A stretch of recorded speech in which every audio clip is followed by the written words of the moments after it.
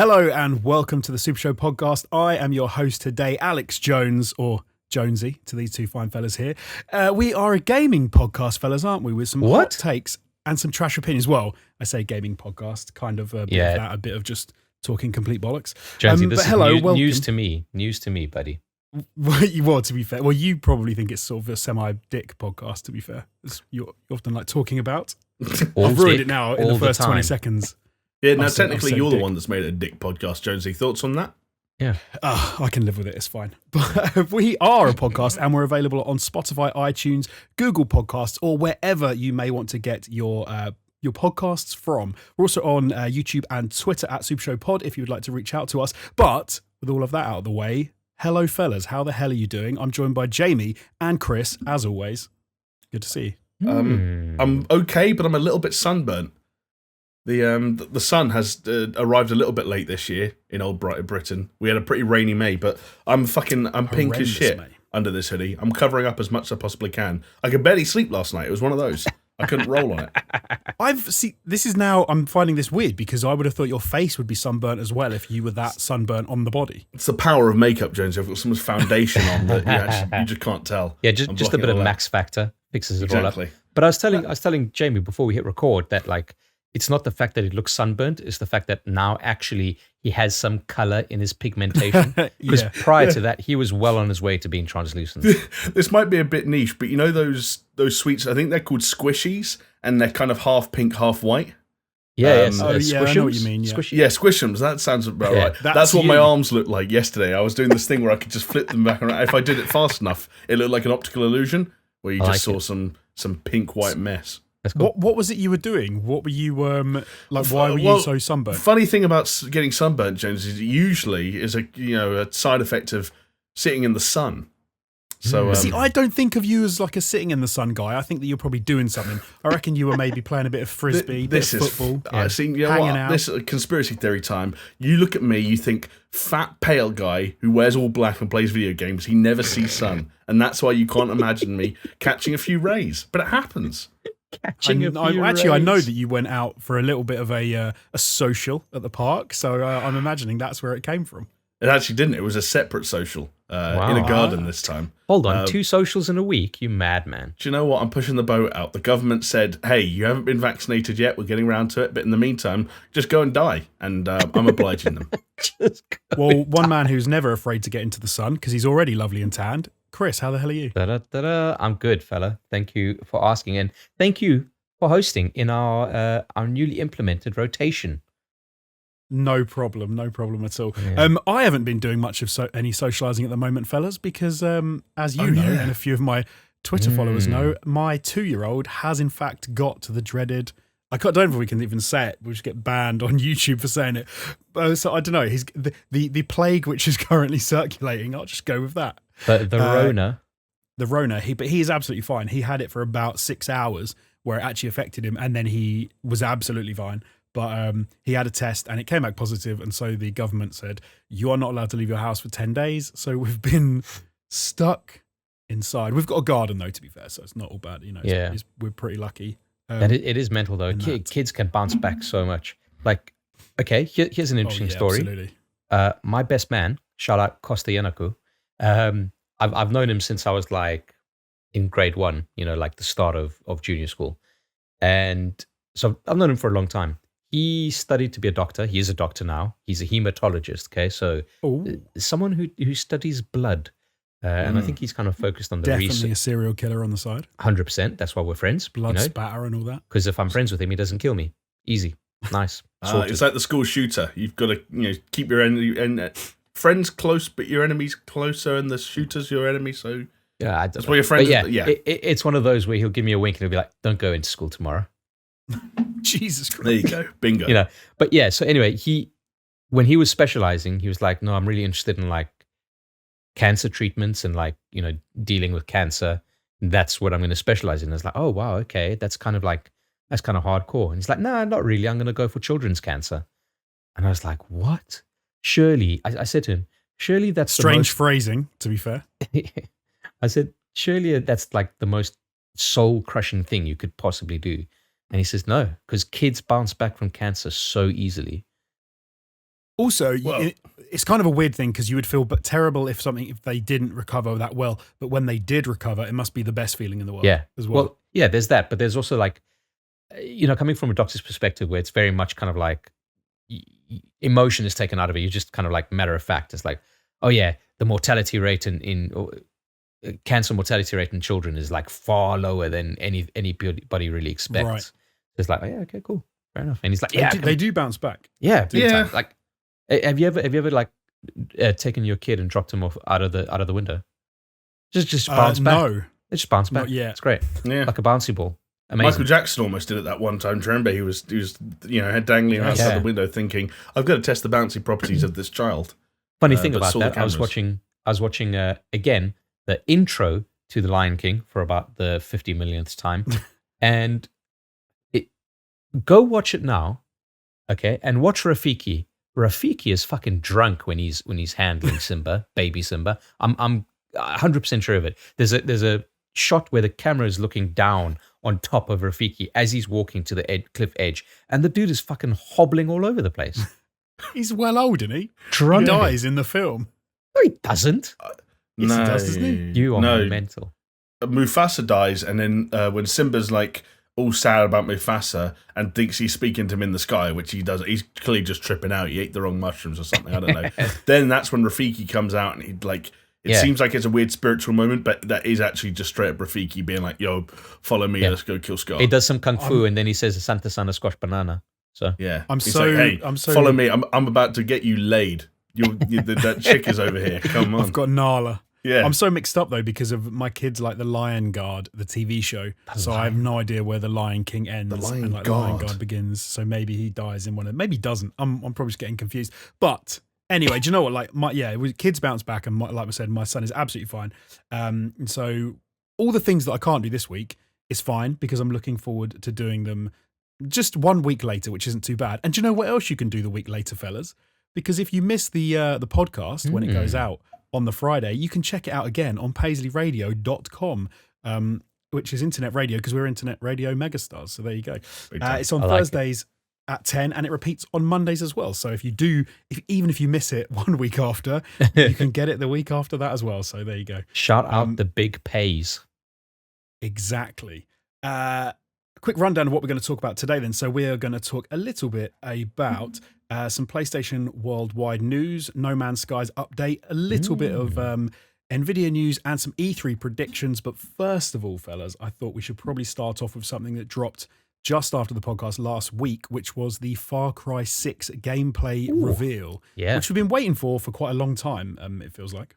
Yeah, it's been ages, and funnily enough, we did see the leaked footage of that before we recorded the last podcast, but we're like, you know what, it's not official. Care of Jamie. It's like from some fucking Russian stream. Like, okay, maybe no, we should wait. it was even less like you're making it sound dodgy. It's just some really like poor, unfortunate, I think Polish influencer who just accidentally made his video live 24 hours earlier than he was meant to on YouTube. Yeah, it was nothing too shady. It was literally an accident. But I was saying, I can't remember which of you two I said it to. Maybe it was both of you. But I felt so sorry for that guy. Like, imagine getting the date wrong on a scheduled YouTube video, and you might have just severed ties with Ubisoft forever, and you're the face of the leaked gameplay. 24 hours. Biggest- rough. biggest I upload heard, he ever did. yeah, I heard that Yves Guillemot went over to his house and chopped his dick off. So. See, common misconception. Yves Guillemot isn't the guy that does the chopping. Do you remember when, like, the Yakuza have a fight on Homer Simpson's front garden? And there's the one guy in the white suit who's shorter than everyone else who stands there with his arms folded, and Homer doesn't want to go because he's like, at some point the white suit guy is going to do something. That's Yves. He stands there watching. I Wait, getcha. 4'9", white suit when everyone else is wearing black. And you think, oh, when he does something, Yeah, that guy. Fuck. yeah. That guy fucks. So let me get your first reactions to the actual gameplay reveal. What did you think from what you saw? I mean, I'll jump in and say that it was a kind of a mixed bag for me as someone who has played pretty much every major Far Cry release now since 2, I'd say, and has, for the most part, enjoyed sort of the roller coaster they've been on from, malaria pills through to fighting woolly mammoths and saber-toothed tigers in Primal and so on and so forth. I've kind of been along for the ride, but I was starting to get a bit of Far Cry fatigue especially through sort of, I'd say like Far Cry 5, and as someone who also played and finished New Dawn, the sort of the post-5 spin-off, I really wanted to see something wholly new and exciting in this gameplay reveal. Something that just said, hey, look at Far Cry in a way that you've never seen it before. And I guess it didn't really do that. It just kind of looks like Far Cry a lot of the time. Didn't you say in one of the previous podcasts that if they really need to do a lot to kind of keep you interested? For me, as the kind of fan, and in terms of where my relationship with Far Cry is at the moment, that's what I wanted, is something, I guess you can't say wildly different, because they've got to make a Far Cry game, right? It's difficult. But it's almost like, when it felt like Assassin's Creed was really getting stale, they did something pretty major with Assassin's Creed, right? Yeah. You look at, the leap from, I'm going to get my names wrong now, but you look at how much changed going into Origins. From Syndicate to Origins. There you go. Thank you very much. It's like, that's a leap. This Far Cry hasn't done that, and maybe it didn't need to. Far Cry 5 was still a critically acclaimed game and sold very well. But I will say there are promising signs. Don't you think that New Dawn kind of tried to straddle the line between being a bit experimental of it? New Dawn felt like the classic Ubisoft experimental, where they went to a smaller team, and said, "Hey, look, you're the small team. You get the smaller budget. You have to work with the exact tool set and assets that were made from this other game. But as to compensate for how boring that might be, you get to experiment a little bit." And they did, in terms of, there were base building and base expanding mechanics that were new. And obviously they experimented a lot more with weapons. And spoiler alert, New Dawn had full-on powers. So you could like double jump in Far Cry New Dawn. Very strange. It was all part of the mystical and more RPG element. Stuff as well, right? Like, much remember more they RPG had like stuff. They had those characters that were, or fucking the animals, at least is what I remember, where they were higher levels than you. Yeah, they introduced like scalable like leveling, so enemies could be too tough and could take more bullets and stuff like that. Very un-Far Cry like design. Do you think that's going to carry over? No. I think this will be the Far Cry game that people want it to be. I'll just briefly say, Chris, before we kind of get your thoughts. I was encouraged to see environments that look like they might lend themselves to some slightly different approaches in terms of combat. Certainly, we've never really seen big built-up urban environments in a Far Cry game, to my memory. So that city environment could be kind of cool. Always excited to see what Far Cry does with its villains, and I think getting Giancarlo Esposito, his name, I was reminding myself just before we started recording, getting him to do a villainous turn after what we'd seen like Breaking Bad and stuff. That's a stroke of genius, and once again, something they did in New Dawn as well, ironically. Looks like they're kind of keeping a pretty open-ended or an open-minded approach to weapon design and ally kind of design, for a better way of putting it. So running around with crocodiles, or of course there's the dog in the wheelchair. Yeah, the little fucking puppy, yeah. Yeah, and then there's the gun that shoots CDs that plays the music when you're not firing it. Like, so I like shit like that. That's fun. So I'll give them some props for that, I guess. Try not to be too negative inside the first 10 minutes of a podcast talking about some people's most anticipated game of the year, because I don't want to be a party pooper, guys. Oh, you're pooping someone's party. That's for sure. Are you going to poop anyone's parties, Chris? I mean, I don't know how much I have to say on it, to be honest. Like, I've never really been that big into Far Cry. I think Far Cry 3 was the last time I was kind of like into it. I mean, a very good one to be. Well, I was going to say was without being too controversial, was Far Cry 3 the last unquestionably outstanding Far Cry game? I think so. Yeah, I think it might be as well. Yeah, I don't think it's a controversial take to say that, because I mean, I did love Blood Dragon, but again, that was kind of like the spin-off. But yeah, I think Far Cry 3, for all its flaws, right? Because it is quite a flawed game, especially on the ATG games days, especially we mentioned how, having Vaas as a character that then gets killed off, spoiler alert, and not in half the game. It felt so weird. It's just make that the game. To do that. Just make that the game. Like, very weird. Okay, but anyway, like it wasn't a perfect game, but it was perfect for the time. Let's put it that way. Right. Yeah. And I think, I don't think it's aged that terribly, but it's not about Far Cry 3. It's about Far Cry 6, which is like mental that we've come this far. I think the setting is definitely interesting and unique, and it would be interesting to see kind of like how they build up that urbanness of it, and if there's any kind of play around with the verticality. It's tough, right? Because I don't want to seem a little bit too hypocritical, because when Far Cry 5 came out, I loved the fact that you could ride a like an 18-wheeler with fucking LMGs on the front, right? With a little vast bubble head in the cockpit. But then on this one, I'm thinking like, you've got a gun that shoots CDs. Like, I know you say you like it because it's like wacky, and that is like a tick box on what a Far Cry game should be. But it's just kind of, I don't know, maybe coming from an audience perspective, maybe I'm just not after that kind of thing anymore. Okay, fair enough. Yeah. But I don't know. It seems like they're trying to shake things up in a very safe way.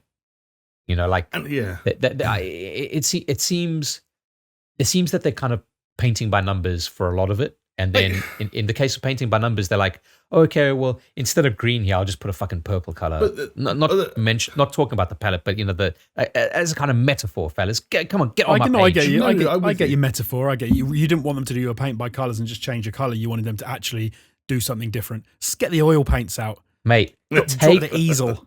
Take the coloring book, put it on the floor, piss on it, and then light your piss, like, so it fucking goes a bonfire because you've been drinking like fucking moonshine the night before. That's what they need to do for this series. Jamie hit the nail on the head with the fucking Assassin's Creed example. Like, they need to just the formula is getting stale. I mean, we mentioned it on one of our game changers. It's like Ubisoft defined the open world with Far Cry 3, and ever since then they've ruined the open world.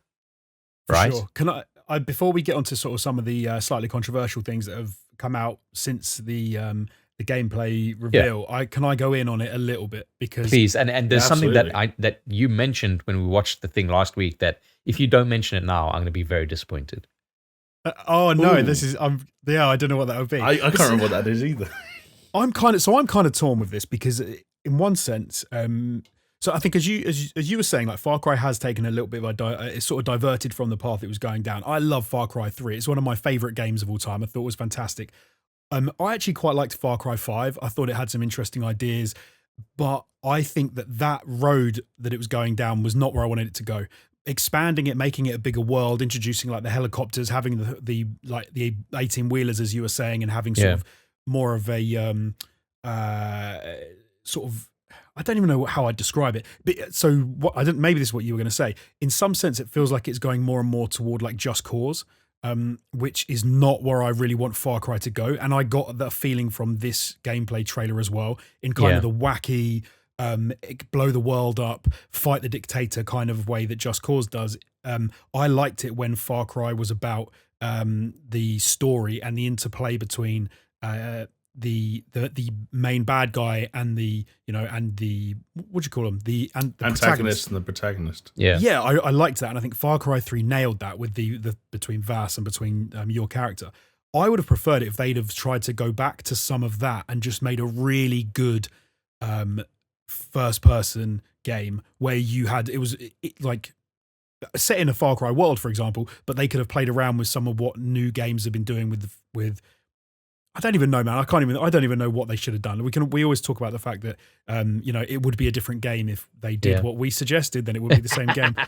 But I don't know. I just got some weird vibes from this reveal. There was even a sense of, I mean, this is nothing to do with the game, but there was even a little bit of where Danny Rojas is wearing the pack and walking around. It felt like Death Stranding, like with those first things we saw. Because it goes third person, right? It goes third person. You're always carrying that trailer, and you're carrying something on your back, and it's like it looks like a carrying device. And I had these. It's nothing like that, but just as a little aside, I get you. In essence, an ode to the Death Stranding. But then I think it's going to be a weird one because I almost feel like they're going to try and do a weird interplay of Far Cry 4, Far Cry 3 mixed with the sort of some of the things they've been playing around with Far Cry 5 and New Dawn, and I don't think it's going to necessarily work. And there was nothing in the trailer that made me think, I think it's going to be wicked. No, but I have the opposite to you, which is that there was nothing in the trailer that made me say, that's not going to work, because the trailer just looked like Far Cry to me. Like whether it was a bow and arrow, whether it was a machine gun, or whether it was some other crazy concoction they come up with. Like, what part of either A, sneaking around base, shooting people in the head, with a bow and arrow, or B, blowing shit up?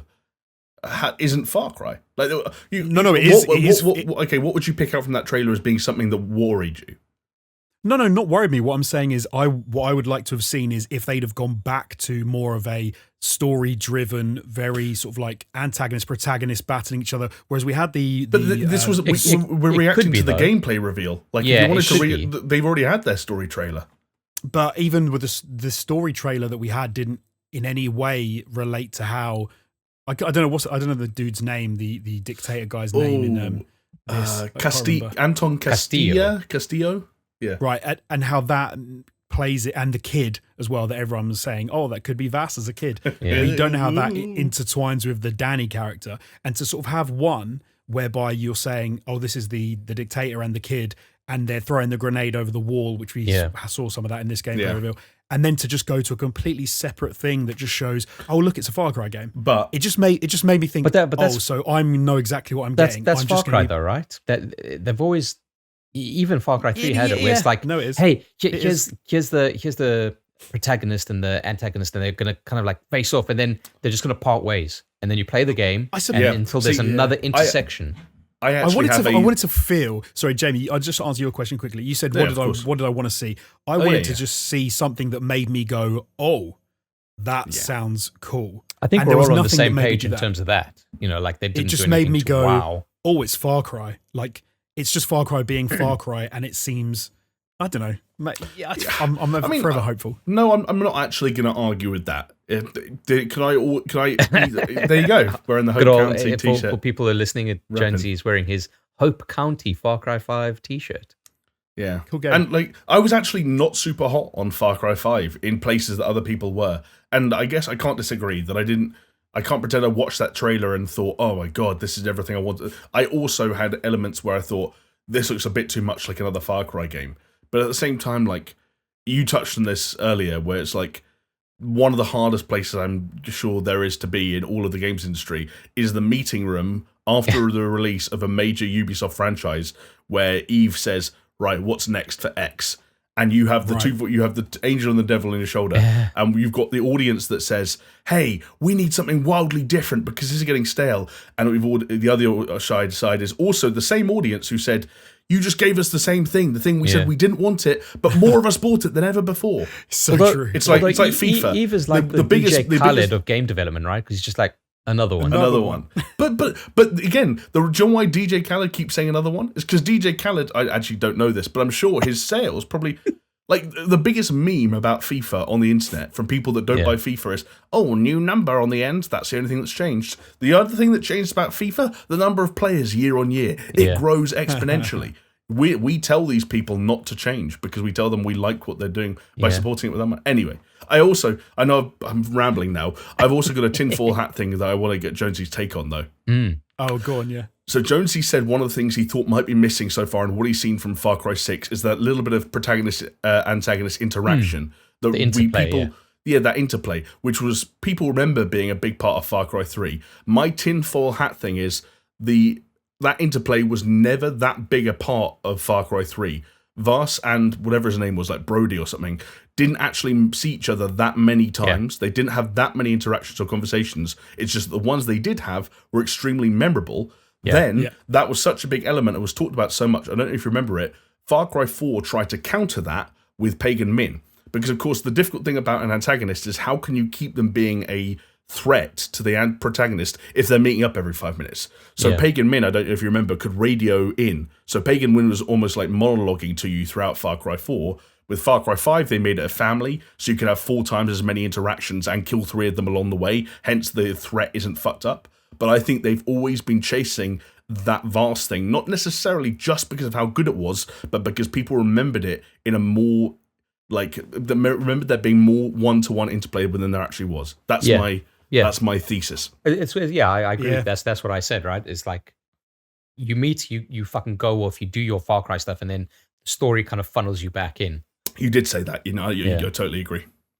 Yeah, no, I think you're probably right. I think the other thing that Far Cry 3 managed to do that they can't obviously just copy wholesale is you had a number of interactions with Vass whereby you weren't actually having interaction with the Vass. It was you tripping balls and you thought it was Vass, but it wasn't. You also had people around the island saying things about Vass all the time. So even when you weren't directly talking to him or having interactions with him. It was this constant presence. Whereas you can't just do that every game. You can't just like cookie cutter that out and go. It would feel so weird. Do you remember Arkham Knight, where everyone was like, "Oh, Rocksteady just used the Joker in every game," and then Rocksteady were like, "Oh, okay, we promised the Joker's dead this time." Yeah, nudge, he's not in this and one. he was like, "Well, he is dead, but he's in Batman's head for the entire game."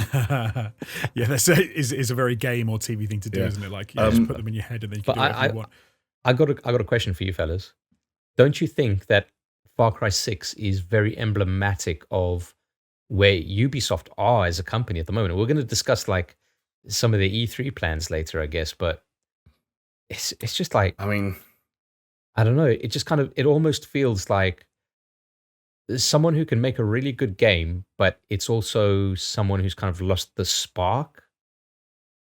I was thinking about this earlier. Okay, there's a funny thing that happens as you get a bit older, and that's where you're someone who has got their finger on the pulse, and you know what's going on with things like social media and music and TV and film and all that sort of stuff, and gaming and everything.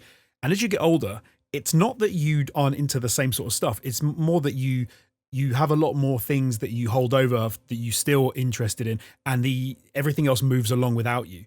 And then you kind of lose touch, and you don't know what's in, what's fashionable, and that's why you get that thing of like as a kid you laugh at your parents because you're like, well, you don't even know what social media is. Like your mum doesn't even know how to work why you still Twitter. listen to Nickelback, right? It's why I still listen to Nickelback on repeat.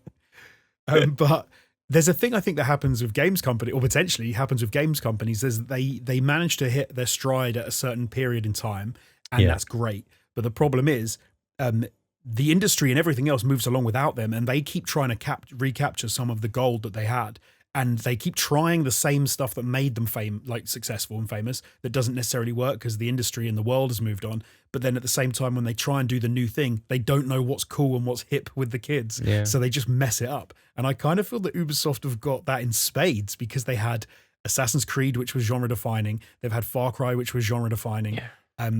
And it is that almost the irony of Ubisoft having the old, we are a diverse company of diverse people that have all different backgrounds, religions, and ethnicities.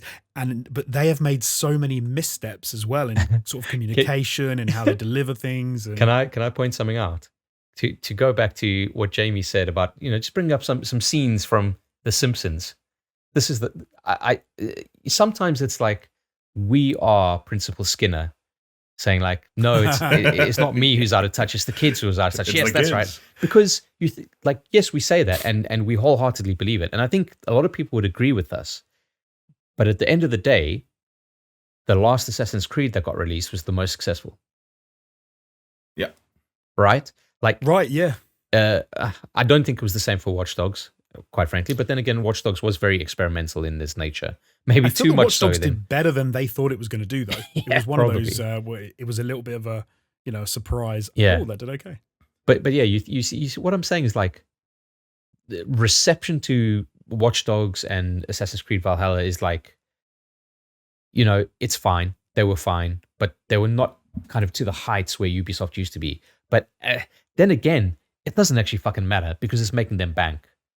How long can they keep writing the strategy? I don't fucking know, but it's one of these weird fucking things where we do almost need to stop and take stock of that. It's like, hey, we can criticize them, but fucking something's working somewhere along the line. Yeah.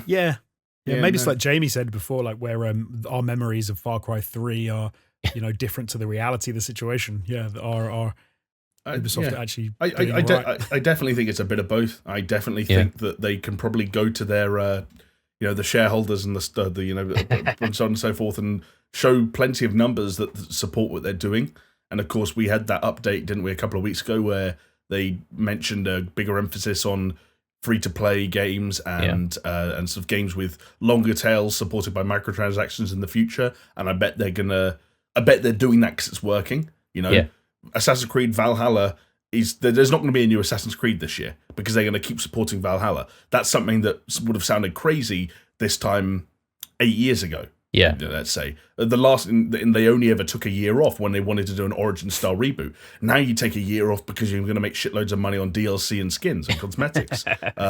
So clearly, I think, baby. yeah, and clearly we underestimate how much that improves things in terms of the overheads and not having to fire up production on a new AAA game every year. But at the same time, I think as an element of what Chris is saying is right, where I think there is a little bit of there's a lack of organization sometimes of what looks to be a lack of organization when you look at the fact that Watch Dogs, Assassin's Creed, and Immortals: Phoenix Rising came out back to back to back 1 month after each other.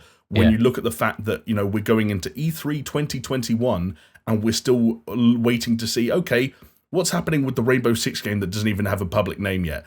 What what happened to Riders Republic that was meant to come out? Yeah. Far Cry was meant to come out in February.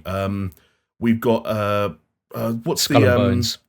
Skull and Bones, apparently restarted production at some point. It's still miles away. Beyond Good and Evil 2, I don't even know if they're talking about it anymore. The director left the company. They've also got what's the Rollerblade one? Does that exist anymore? Oh, fuck, yeah. I don't know. Yeah, Roller Champions or something? Roller Champions. Apparently, the team that made The Division are working on a game that was meant to tie into the Avatar films, but then what the fuck is happening with the Avatar film? When are they? But that's going to come out. The next episode on the next piece of Division content is also free to play, and that has been leaked to shit. And guess what? It looks like The Division.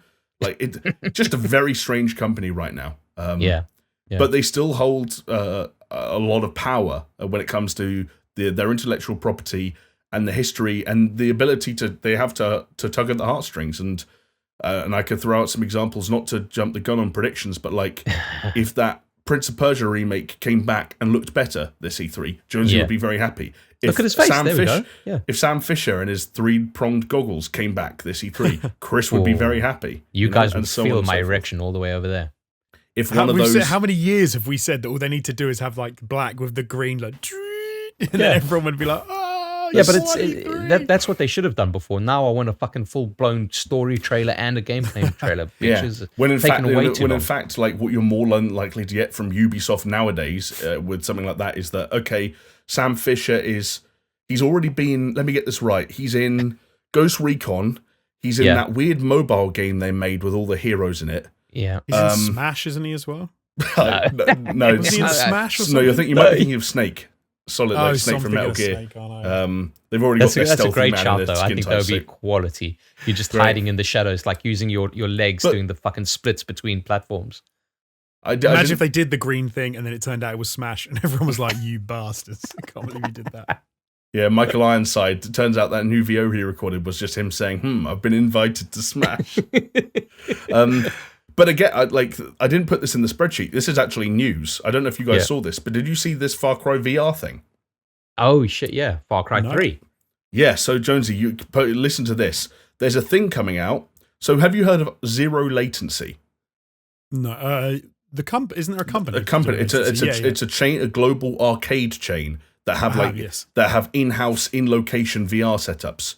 So Ubisoft are teaming up with Zero Latency to create Far Cry VR Dive into Insanity, which is a Far Cry 3 and VARS-based VR experience where you'll encounter an ambush, take down henchmen from the confines of a creaky cable car, traverse a parallel, blah, blah, blah, blah, blah, deadly scraps with Montenegro's flamethrowing underlings, 30-minute experience. And for anyone that doesn't know, these Zero Latency locations, they give people VR backpacks, so you're wireless, and it's in a 200 to 400 meter square arena. But I looked at the world is mapped out, right, to what the physical space you're in. But I looked at that, Chris. That's something different, though, right? That's not. No, but I'm not going to read too much into this. But do you remember there were rumors a year or two ago that the actor or the voice actor and the motion performer for VARS had been doing something, and there were loads of rumors they're going to full on remake Far Cry 3 from the ground up. What if this was what he was doing? What if Ubisoft were putting money into a Far Cry VR experience at 33 global locations? Yeah, but you hit the nail on the head with the Michael Ironside thing as well. It was he's recording VO at Ubisoft. Michael Ironside was recording VO. Guess what? He's fucking Ghost Recon. Guess what? He's in the Ghost Recon game that was so bad they delayed 3 games there and then 2 of which haven't come out since. Like, that's what I mean by Ubisoft. Ghost Recon Breakpoint caused the delay of games that haven't come out yet. Yeah. That is kind of mad, isn't it? But we can't talk about Ubisoft all day. I just want to touch on a few little points quickly before we move off of Far Cry 6. Because we haven't actually talked about how the game looked, but I think at the time when we watched the trailer, there was a couple of things because of the crossover, because it's going to be current gen and next gen. I think there was, it did look a little bit, I don't know how to put it. It looked fine. It looked fine. Jonesy, this is where I was hoping you were going to get into it, because not only did it look fine, Jonesy, it looked wet. It was wet. Yeah, it looked wet. This is a Jonesy bugbear. This is going to come up again later in the podcast as well, because there's something else which is which looks wet, but we'll get onto that. But no, yeah, it's that WAP. thing of they want, not WAP. They wanted to, it's when they want to show lighting effects, and then when they want to add some sort of like, doesn't it look fancy in games? They often just make everything wet because then they can make it shiny. And this is definitely something that this gameplay reveal had in spades. Everything was wet constantly, so they could go, look, but there's a weird thing as well, because it kind of makes everything look a bit plasticine or plasticky. So it looks slightly off, slightly wonky. I think, Jamie, you made the point that actually the character models and the gun models and things looked really good of the player, but then everything else in the world looked slightly lower res. The textures didn't look quite as good. Are we all kind of in agreement about that? Do you think that the graphics weren't necessarily where we'd hope they'd be? Yeah, I think more or less. Yeah, but then again, I've seen like people kind of refute that and it's easy to cherry pick, right? But people refute that on Twitter with some screenshots, and they're like, look how gorgeous this looks. It's like, yeah, okay. But then again, those are specific points in the game, not like as you're going from A to B. Also stills, and stills are completely different. Yeah, exactly. And I think A to Bs are kind of where you understand where the kind of like game direction comes from, right? And the graphical fidelity of things, not the set pieces, because the set pieces, guess what? They're going to look fucking good because they're the set pieces.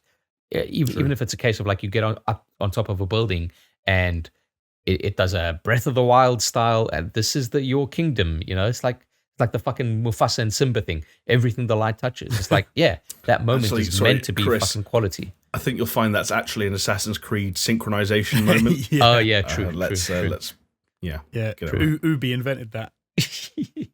But something else to touch on very briefly was there was a little bit of controversy in the last week, as I alluded to earlier, because so we effectively had the I'm not sure actually what his title was. I think he's the narrative director, Navid Kavari, who in an interview with The Gamer had said that the game wasn't inherently political because it's set in a sort of fictitious island, kind of akin to something like Cuba, very similar. Yeah, it's called like Yara or something. Yeah, Yara, I think you're right, yeah. But then he said it was not a political statement. They're not trying to make a political statement about Cuba. But then there was backlash, apparently, to this, where some people said they were glad that it wasn't a political statement because, the people who say, keep your politics out of my games and all that. But then you had another side of people who were sort of annoyed that they were sort of, I suppose, ducking or shirking being political when everyone wants everything to be political these days. So then he actually came out with a second statement after, to effectively say that this game is political and you can't have a game about an island like this when you're talking about fascism, you're talking about oppression, you're talking about slavery, and it not be political. So he's sort of saying it's inherently political, but I suppose what he's clarifying was it's not necessarily commentary on Cuba, and it's more wide, speaks to the whole world and what's going on in general. I just wish that game devs wouldn't be such pussies, to be honest. I mean, because they know everyone's going to jump down their throat, like whether it's the original statement or the follow-up statement. No, because I don't know. I can totally see why someone would be. The point of all of this, though, Jamie, I think, is proof that you cannot please everyone. So fucking just. It doesn't mean these guys aren't going to try, right? Well, do you remember what happened last time? Exactly got political earlier in last year when they had the old the fist and the underground. Oh yeah, was it? Yeah. They had the BLM fist on the posters in. What was it? It was the mobile game. It was the mobile game. Oh, it was the mobile game. Yeah, and it was it was about like protesters and sort of like protests that turned violent and stuff like that. Yeah, and your job was to crack down on the protesters. Yeah, the people with the fist were the evil people doing wrong and trying to like talk about get the tone wrong.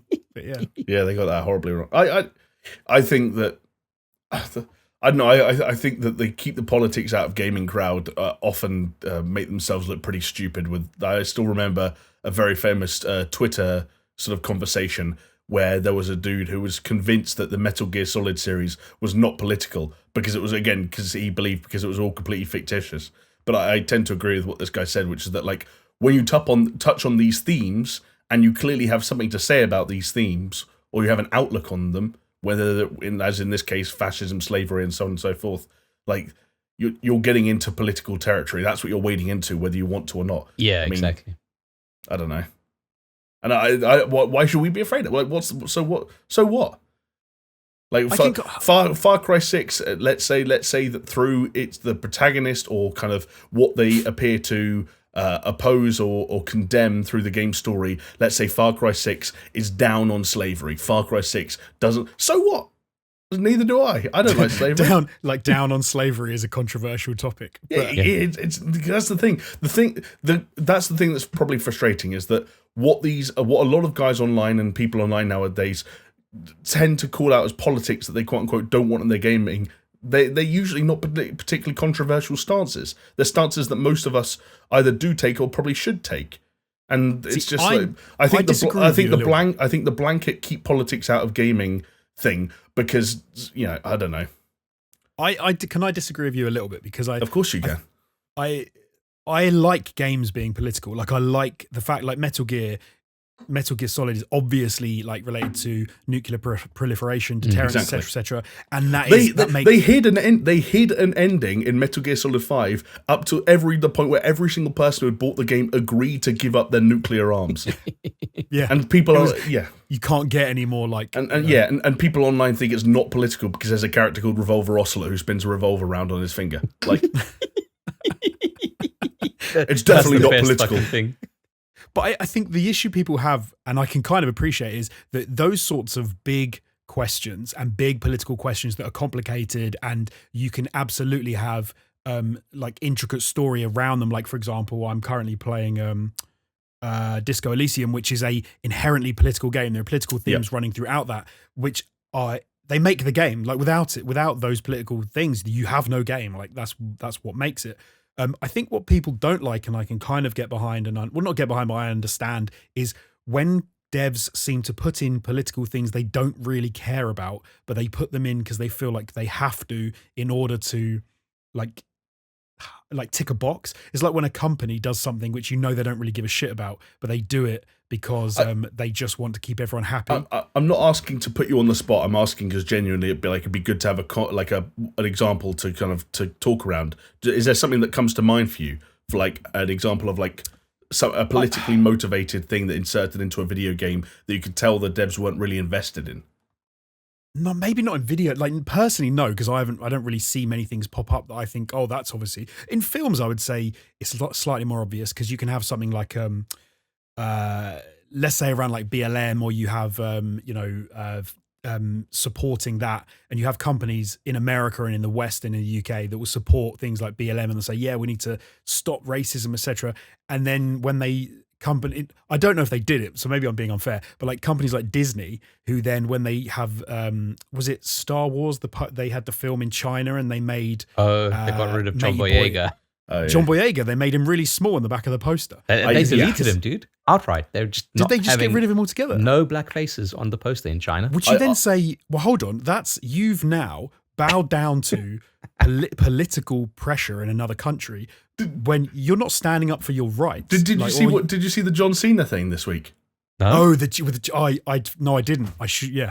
That crazy. Exactly. There's a great example. What was it? Tell me. So John Cena was doing press for the new Fast and the Furious movie, like I think in the West, like, and basically acknowledged that Taiwan was an independent country.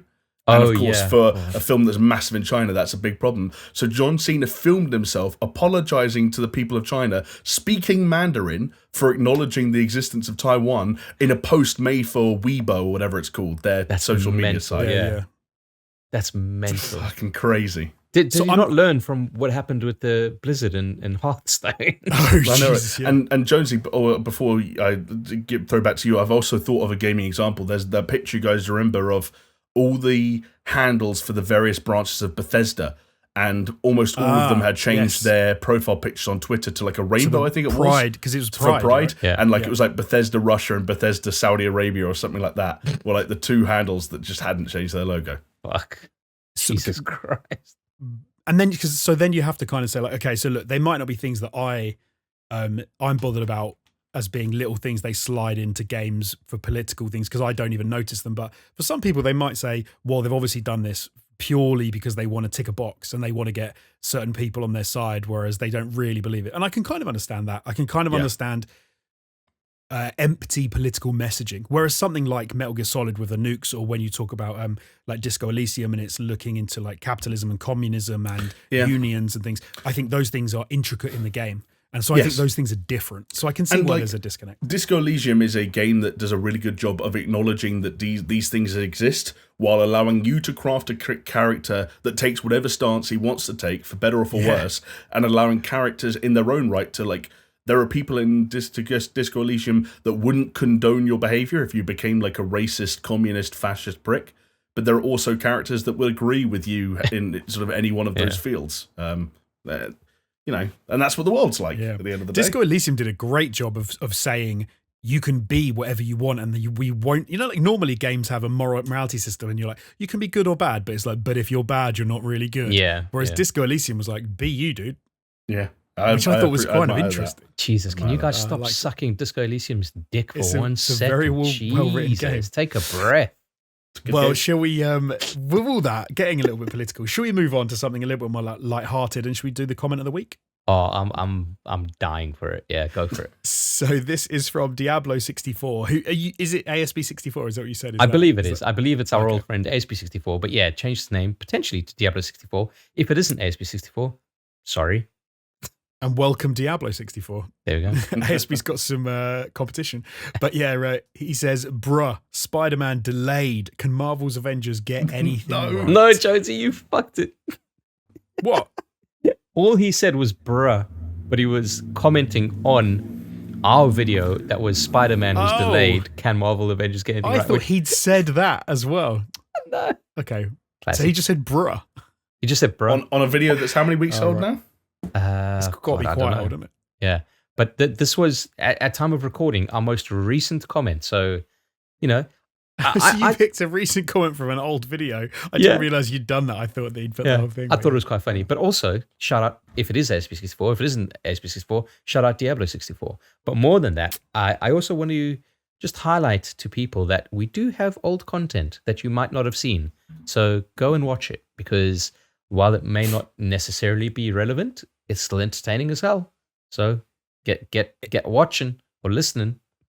It is entertaining. And do you know what I found really entertaining that I hadn't seen until I watched it, I think it was last week, was an old, I guess, like test shoot that we did for a little game show that we were trying on ATG called Progress Bar, that cut together a cool little teaser for and uploaded it as a special video that you can get if you are one of our Patreons on the tier where you get extra content. So what a prime opportunity to give a shout out to some of our Patreons.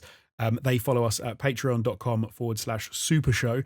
And they are Aaron Cameron, Athletic Gravy, Jesper Camden Nielsen, Javella Cujo, Leo Murga, Lonnie Thompson, Magic Grits, Mindful Pig, Nathan Pears, Pastors Guild, Scary Omen, Starfall Kid, Zack Cream, and the big dogs. It's Hacksaw Book Reed, Shell Shock, Manuel Guerrero, Peaswad, and The Dude Abides. And we also have many, many other Patreons who are absolute legends. They support us every week and they keep us coming back. They keep the lights on. They give us a way and a reason to meet up and have a chat about games every week. So hell yeah. A massive thank you and a big shout out to all of you guys.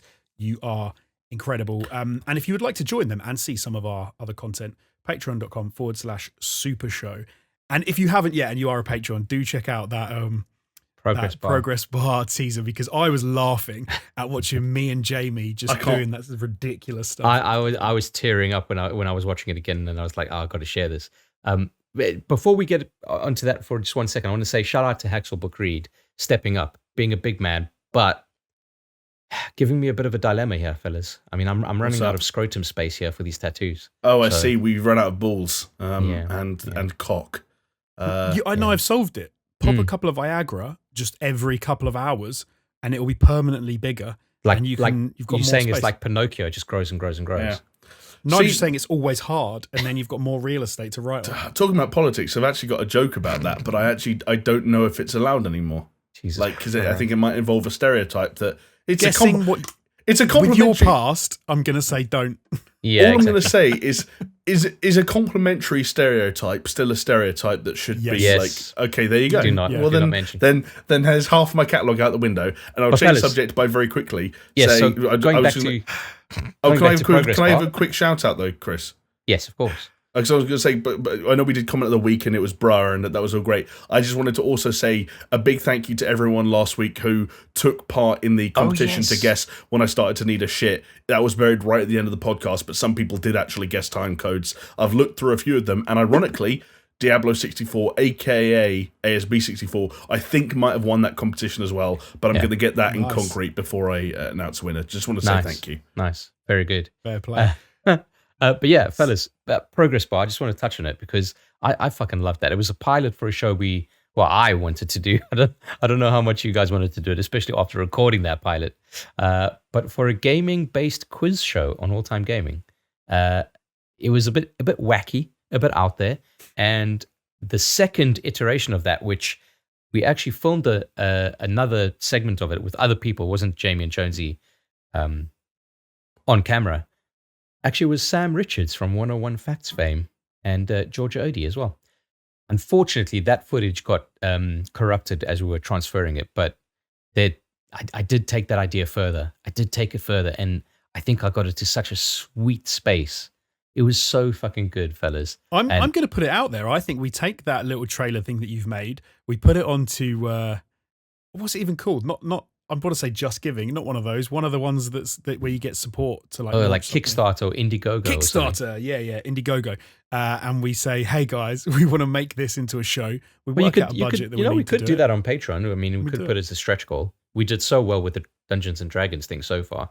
But on Patreon, you can also fund a project. So if you have an idea and you say it's going to cost us X amount to do it, will you fund it? And it's almost like a separate thing. So there's options there. I'd love to if I can get it off the ground, but I don't think in SuperShow's current capacity that we are ever going to manage it. I feel like our track record for even getting things off the ground when we have an obligation to get them off the ground is not looking too hot right now. I think worldwide pandemic put a little bit of a kibosh onto some of our plans. Big time. But fellas, honestly, I would love to fucking get that done. Especially because you guys didn't live through the second iteration, and the second iteration is so fucking good. I'm interested now to see what happened. What was happening? I mean, there was more power given to the quiz host. So there were kind of things where points could be given and taken away at whim. Okay. So for instance, you could answer the question correctly, but if you said it in a smug way, it could just deduct points. And it just kind of kept things on his toes, like not too crazy, but kept things on his toes. And it was a nice kind of interplay that added another layer to the wackiness, but at the same time kind of gave it the focus that I think it needed from the pilot. Okay, interesting. Yeah. Okay, cool. Something it was see fun. In the future. It was fun, fellas. I still have those documents, so if we need to go back to them, I don't know. I can't even bring myself to watch this thing that we put up for Patreon. So my participation in all future recordings is sketchy. If you ever wanted to hear Jamie rap answers to a quiz in a high pitched voice while hopping on one leg, see that's why I'm never gonna fucking watch that thing. Like, then support the they were Patreon. on point. Fire, mate. Straight your bars were straight fire. And Jonesy saying that, the likelihood of me watching this thing gets lower and lower with each new comment that's made. The best thing was when you started. The best thing was when you started hopping and you said, "Wow, I forgot how hard it was to hop." That's a normal thing that happens. Who hops? I'm not a child anymore. Yeah, people who like hopscotch. Children, basically children. Yeah, exactly. But look, that Plus, is like, the distant I'm past. struggling on 2 knees here. Okay, like you're asking me to cope on 1. That's mental. Yeah. That is the distant past. I want to talk about the recent past quickly, and I want to know what you boys have been up to in the past week. So, Chris, let's start with you. What have I been up to? Fuck all, fellas. I thought things were gonna ease up for me, but apparently not.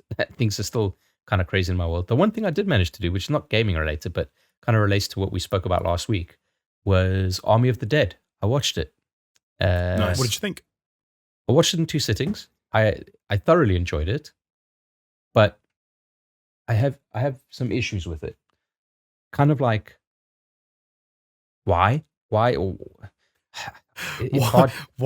Why exists? So some of the stuff, some of the decisions that they made is just kind of like why. And I guess I didn't realize it at the time because you had said you didn't want to go too much into it because it is pure spoiler territory. But it's almost like they tried to evolve the formula of what zombies can do. Because obviously you started off with like shamblers and the slow zombies, and then it went to faster zombies with 28 Days Later.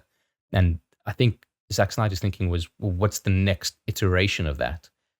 And the place that he took it doesn't make sense to me at all. But he's just copied.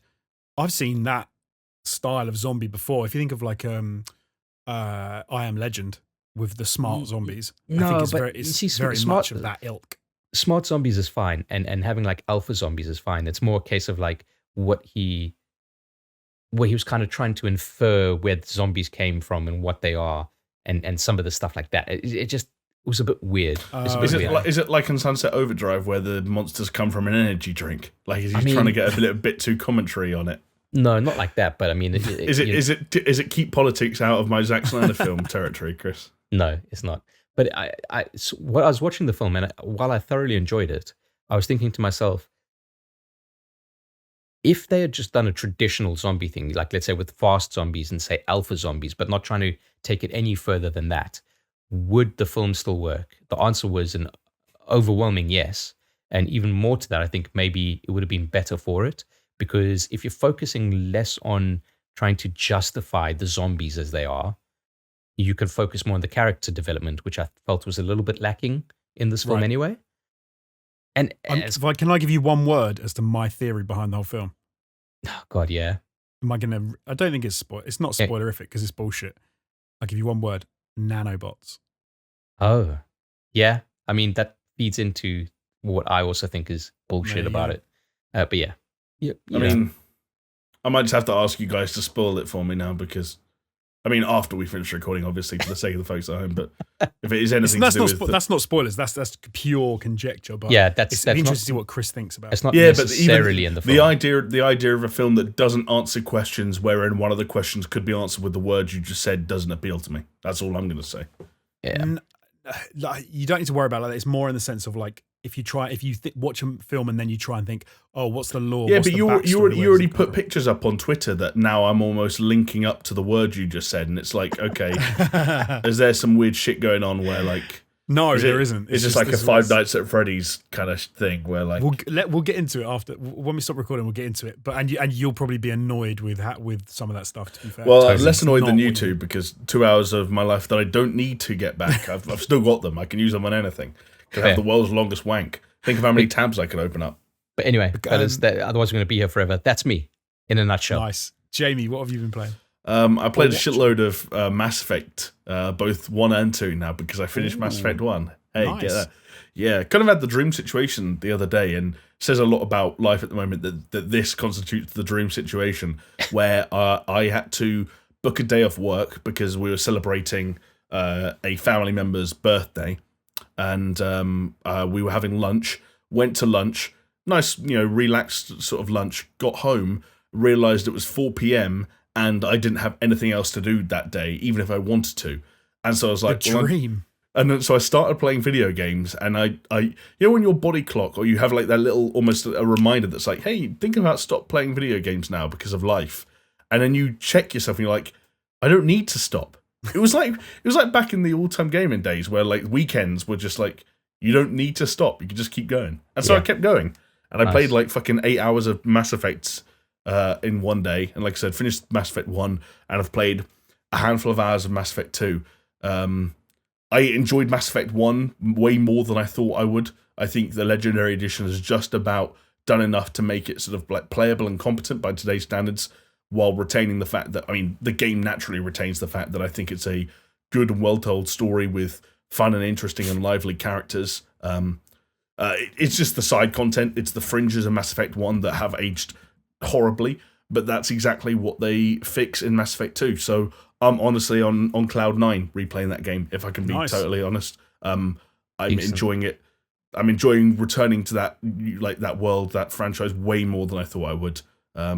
Like we joked about last week, Chris, with you and Soul stuff, it's become that game that kind of like I found myself typing in the name of the game on YouTube, not because I don't know what I want to see. I just want to see stuff. I just want to hear stuff. I just want to consume more content around. Yeah, I'm just like I'm all in on Mass Effect for some reason right now. Diving in the deep end, fella.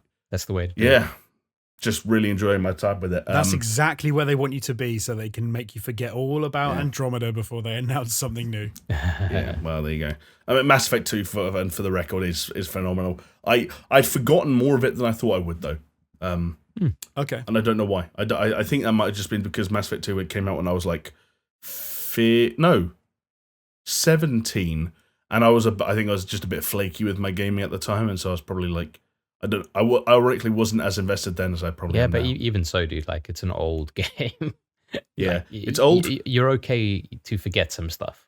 Yeah, but I remembered more of Mass Effect 1. That's a weird thing. Oh. I don't know why. I had more snapshots in my head of that game as I went along. I'll also just say Mass Effect 2's start is I didn't remember just how weird it was, and like. Do you remember in Fallout 4 where you leave the vault and it doesn't take that long before you guys are like, well, this is life now. Yeah. And he's just doing quests. Mass Effect 2 has a bit of that where I was like, I feel like this guy should be a little bit more inquisitive about his situation right now. Are you saying the fact that like, hey, I basically died. Like, hey, I died, and I mean, spoilers for Mass Effect 2, even though that game is over 10 years old right now, but I died, and this mysterious company that were still ostensibly terrorists in the previous game spent 2 years and billions of credits rebuilding me and solely me, and they want me to, and why? I don't know, but let's just do it. You know what? Joker likes them, so I like him too. Well, Outriders was terrible for that as well. Outriders just said, look what's happened, you're now a superhero. And then the dude about 10 minutes later has been all smug and laughing about shit and calling people names. And you're like, dude, you just had this world life-changing thing happen to you. What are you doing? Yeah, but you don't get it, Jonesy. You're a game character. You've got to be cool. You've got to be cool, mate. No matter what happens, like, you've got to be cool. Inside the first like half an hour of Mass Effect 2, you have a run-in with a character from the first game who was available as a companion. And I almost wanted the option to hug them. And that's not how Shepard plays that situation. So, yeah, weird. I think what's happening is I've become more sentimental and soft in the years since that game's release. But those games are good, and that's all I've played. Thank you. Nice. I actually I haven't had time to play games recently, but I did manage to play and finish a game in the last week, which was shocking for me because it's not something I've been able to do for a while. It was quite a short game, though, which is probably why, which was Call of Duty Cold War. I wanted to play that since it came out, and I finally managed to get hold of it, and it was only about 40 quid, so that was good. How long is that campaign? Like 8 hours? 8 hours or something like that. It's not too long, yeah. So I managed to crack it out in about 3 sittings, I think, which wasn't too bad. Yeah, but it's good. It's good. So yeah, it's not as. I was hoping for something a bit more. That whole 80s theme and everything, leading up to it, of going like. It's the 80s and then Warzone, obviously, going back to the 80s. I just felt like it was going to be more 80s. And it actually just feels more like maybe a World War II kind of title, with the way that you're skulking around and being stealthy. And I wanted there to be more kind of big hair and tape players. I really don't know what I wanted. But no, a cool game, a cool campaign. Some of the later stages and what they do, I thought was very cool. Last stage in particular, I thought was very cool. The way they played that and sort of some of the mind-bending shit they do was very interesting, and I really enjoyed it. It was very good. And then, which was funny, I actually played one of the zombie modes I haven't played for years on a Call of Duty game, or a Black Ops game, which was Outbreak. I don't know if that's a new one where you can. Yeah. Was it in a much broader like open area and you were like running around? Yeah, that's something they added post-launch. Right, and you could there's sections of the sections of a map. I don't know. Is it? I don't think it's part of the Warzone map. I don't even know. Blimey. No, it's its own map. It's its own thing. So they take I'll tell you what it's from. It's from the game because it's from the map. Yeah, they use it in some of the multiplayer as well, like that that mode that's like not quite as big as a battle royale, but still quite big. Dirty Bob, something like that. Okay, and yeah, you have things that you need to do in this world, but there are zombies everywhere, and they're just going about their business. But then as you sort of go and loot, as you kind of do in a Warzone, and then zombies jump through the glass and smash through the ceilings and come to try and get you, and then you end up with more and more of them chasing you. And I was like, this is really cool. I like this kind of slow zombies then shambling after you, and you're just doing headshots and stuff. It was cool. I enjoyed it. Something that I'd like to play with other people. Oh. So, but they have some classic zombies in there as well. There's like the map that game shipped with is like, you know, kind of traditional zombies experience if you want some of that too. So I dropped into one of the newer zombie things and I had no idea what was going on. Yeah, like it was so weird. Outbreak didn't really get like, I didn't get it. I never really quite got a grasp of what we were meant to be doing or why. It's just a bit too big. Well, it wasn't Outbreak. This was a more traditional kind of zombie map. Oh, well, then I get that too. When I've only ever played it with someone who's really into zombies, and they're always running around like, right, we got to turn on this facility. Like, we got to get the power to this facility. This generator's going to turn on. Have you pack-a-punched that gun yet? Sorry, I don't know what pack-a-punch is. You got to buy your perks. You got to buy your have you got the sprint speed? Drink this juice. It's so weird. It's like, hang on a second. Like, I'm looking for the one where I put the boards up on the windows. Yeah. Yes. Well, in my head, it's still World at War in that very first zombie mode, where it's just stopping them coming in, and I'm like, I just want to play. I don't really care about the rest. All right, Josie, did you play as? Did you visit Nakatomi Plaza in Warzone? No, I didn't. No, I don't know when that was available. I don't even know. I saw it. Still going now. It's still going. I'm so out of the loop because I did the best decision I ever made and uninstalled Warzone. So I can confirm that I have dropped into Verdansk and I have dropped in as Rambo, who was the person I decided to spend £16 on. £16. John McClane's forehead was just too big. It was just too big. Fair. But at least it's John McClane. Do you remember that teaser where they showed it off and you didn't see John McClane at all? And it was like, yeah, because his model looked like shit and they got too scared. But I regret to inform you guys that I was told by the people I play Warzone with that Nakatomi Plaza was where all the sweats land now, and so we weren't allowed to go there. And so I have not seen it. Like people who people who are very good in the game, but perhaps they are also very good at the game, but because they play it in a way that is designed to be successful more than it is designed to be fun. And thus they are frustrating to come up against because the guns they use might be meta, or the way they move, or the environments they stick to, or they might like camp when it's beneficial to them. They might, you know, and so on and so forth. Like people are better than you. Yeah. I see. I get it. I remember a term for people that are better at a game than you. So you don't want to play against them. When we used to play FIFA back in the day, I haven't played competitive FIFA for a long time, but you know that you can all imagine a tactic where you sprint like down the line and get right up to and then pass back across the face of goal and then tap it into the keeper. There's nothing the keeper can do, essentially. Yes. Can you imagine that?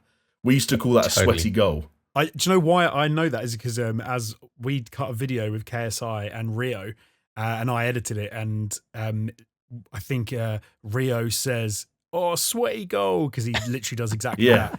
Do you know what they call that? Do you know what they call that in football? Good football.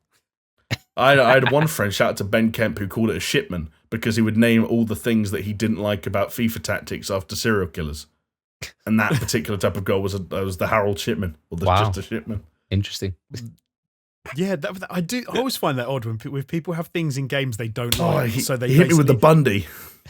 they basically say that they say they're cheating, or they're the things you're not allowed to do because they don't like, because that's not, because obviously they play against people that do that and then kill Chris. Yeah. One that you might remember from Brian Lara Cricket back in the way, just intentionally bowling a full toss that just doesn't bounce and just hurling it. So basically, they either have to play a defensive shot or they're out LBW. There's nothing they can do.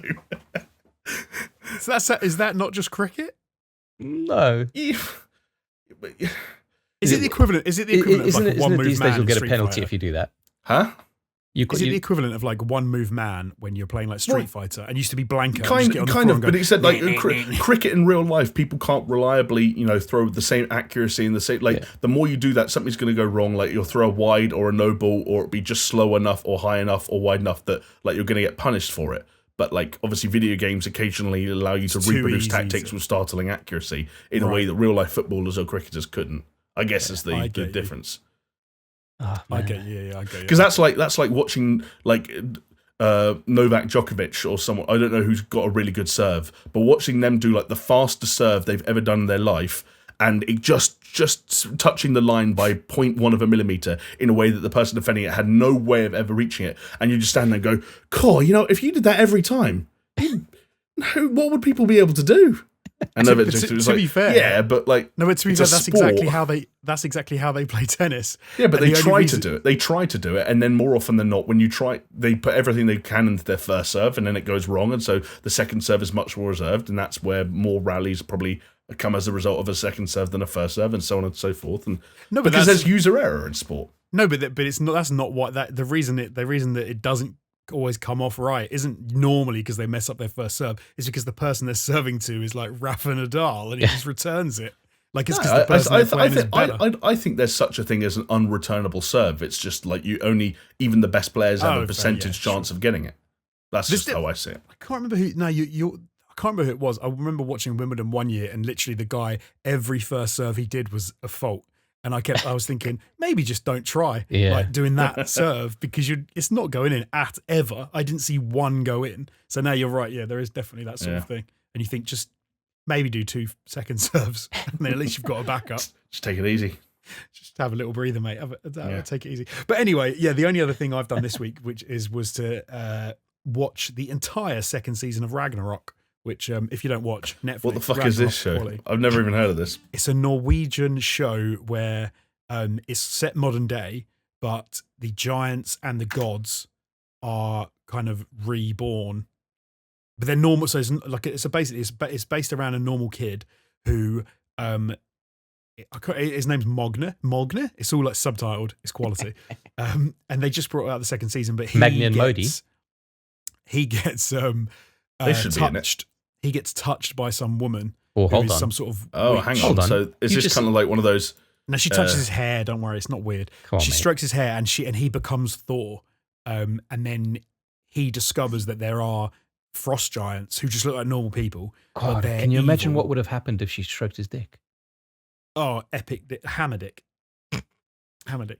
But yeah, so this was season 2, and so it was a continuation of the story. And what imagine, I'd love that. It's like his dick just did turn into Mjolnir, and like his forehead was just this like gross kind of like brick shaped thing on the end of his penis. And he but it could also like wield the power of thunder and lightning through his penis. I like it. That'd be great. There's definitely a porn parody in that. That is the actual leaked synopsis of Thor: Love and Thunder. Is there an Odin in this, or is it just Thor? No, so in the first season there's just Thor and the giants, but in the second season, some more gods come into it. I don't want to say anything else. You'll have to people can check it out. It's one of those kind of a bit of Boulder a lot of action. Done that. No Boulder. Cool. No Boulder. Boulder's a legend. Oh, you know what? I regret ever doubting Boulder. I remember when I read some God of War leaks and like Boulder's name came up, and I was like, oh, who cares? Got it totally wrong. He was quality. At least in that game, he was one of the things. Just going back quickly, like you mentioned the Dark Souls hole that I went through on YouTube. One of the videos that I watched. One of the videos I watched was a 1-hour amateur critique of God of War, and those are my favorite kinds of critiques. Is when they're both amateur and an hour long. Hell yeah, hell yeah. Those have struck me as weird recently though, because you watch them and then after like half an hour, I'm like, there's no reason I should take this person's opinion, like for any of this. I love it, dude. I think people. But they're enjoyable. They're totally enjoyable. I think it's like diamonds in the rough, to be honest, with some of them. I mean, it's luck of the draw. Sometimes you get like the crazy psychos that you shouldn't be listening to, but sometimes you get the dudes that are like, "Fuck, this is you fucking you are putting to words what I feel about the game." Okay. In defense of Dark Souls 2, Scholar of the First Sin, 1 hour 46 minutes. I've watched it. Jesus. But hey, in defense of Dark Souls 2, just general, in 1 hour 19 minutes. Yeah. You guys have set this up beautifully because talking about the Norse gods and moving on to God of War, as you both did very, very kindly, I think we should talk a little bit more about it because PlayStation Worldwide Studios had a cheeky interview and we found out a little bit more information about God of War Ragnarok that was supposed to be coming out this year that nobody ever thought was coming out this year. Anyway, but they were right because it's not coming out this year. It's now going to come out in 2022. Also, we had another confirmation that it's going to be on the PlayStation 4 and the PlayStation 5. It is going to be a cheeky crossover. Not the only one, which is not the only one. This is, I guess, where the controversy comes in. But yeah, maybe let's just talk about the delay. Yeah, like you said, we all knew it was going to happen. Like you don't get this far into 2021 without seeing anything about it other than the logo reveal and think to yourself, this is definitely coming out. Yeah. Having played obviously the first one, we know the size of that game, the scope, the breadth, and it was like, yeah, if we haven't seen anything, it's probably not going to come out this year. Oh, totally. Like when they announced all those games, they announced, as you said, God of War with a logo and Horizon with a proper trailer. Yeah. We're now, at the point we're at this point in 2021, Horizon's moved up to gameplay and God of War still hasn't had a actual trailer yet. It's still just a logo. So also, any reasonable person would have guessed it. Yeah. If you remember watching the Raising Kratos documentary, which if our viewers or listeners haven't seen it yet, definitely go to YouTube and watch it. It's a bit of a roller coaster, but even in that, they changed their internal release dates like three or four or five times. Oh my God. Jamie's just seen something. Something incredible has just happened. What's dropped? So, no. I don't know how this has happened. I wasn't even like, is this from a... So, people might know who have followed either us or us as All-Time Gaming for a little while. We like energy drinks, and especially I think we've pledged our allegiance to Monster Energy, would you say overall, right, guys? Overall, I drink a fair amount of Monster Energy. I try and drink the sugar-free stuff most of the time. Bought this one the other day, regular Monster Energy Ultra, 500 milliliters, regular can. Went to the shop. This was today. Forgot I had that other one and bought one for today. Bought one for this podcast more specifically, which I just went to grab now. I can't tell if it's from a different country or not, but it's taller. It's 553 ml, and it has one of those resealable lids. Oh, wow. Oh, weird. I've never seen that on a Monster sold in this country before, so I apologise to our worldwide audience who are thinking right now, like, what the fuck have I just derailed this entire conversation for? But as someone who has had hundreds, if not thousands of cans of various Monster drinks over the past, decade, this has turned my world upside down. Shout out to Monster Energy, the best energy drinks. Actually, do you know what? I'll take that back. Any energy drink company that wants to support the Super Show, we are ready to pledge allegiance Hey, listen, to whoever. the coconut and the watermelon flavors of Red Bull, I think, are still like S tier. And do you know what? I hear that even G Fuel, or in fact any kind of powder-based gamer-aimed supplement energy thing, do you know what? I hear they're all great, and I just hear the one that spends money supporting us is apparently the best. The name escapes me at the moment. I need a pre-work. Do you know what I need is a pre-workout gamer drink. Like, I don't know, is G Fuel the thing? I don't really know enough about it, but I reckon you could Sneak, Razor Respawn. That's probably what you're looking at. Are they good as pre-workout as well? Are they good for going to the gym and nailing before you go? When I used to hit the gym hard in South Africa, I used to drink vitamin water. Vitamin water. Apparently, there's I've been getting hard into the online fitness sort of stuff, and it is mental the sort of shit those people pull. They drink or eat pre-workout powder with no water. Ugh. They just eat it for because they're idiots. Have you got to the point yet where you're starting your mornings off with a shot of apple cider vinegar? Hell no, mate. Hell no, not at all. Black coffee all the way. Coffee. Going back to God of War, though, would you like to hear? I apologise. I genuinely. That's so good. That wasn't planned. Would you like to hear the reason why Santa Monica Studios have said they've done the delay, the actual from the horse's mouth, as it were? Jonesy, though, before you do that, how shitty for them that it was revealed that the game was delayed in a fucking Q&A, and then they had to release out their public statement from Santa Monica Studios saying, "Oh yeah, by the way, yeah, we're delaying our video game. Don't worry about it. It'll be fine." That is it. Yeah, that's a bit shitty, isn't it? It's not the way you probably want it to go down. But so they've said their statement actually says, I won't read the whole thing. This is just a bit about why it's delayed. Yeah. We remain focused on delivering a top quality game while maintaining the safety and well-being of our team, creative partners, and families. With this in mind, we've made the decision to shift our release window to 2022. Now, I don't think you have to invoke safety and well-being of your team in order to delay a game. Just if you need to delay it, just delay it. Well, this is the world we live in. Optimistic anyway. You do have to kind of lay it on thick so you don't get the fucking death threats. But now that's too much. Like the safety and well-being of our team. It's like they're your priority. Just do it. You don't need to like go into all I don't know. It comes across as a bit weird, but I get it. I suppose. I you know what? Take all the fucking time you need, because if we get even anything on the caliber or exceeding the caliber of God of War 2018, I am so fucking. Let's do it. Take as much time as you need. Let's not have Cyberpunk 2077. I really liked God of War, but mate, you are crazy. Legit one of the best games ever made. It could have been better.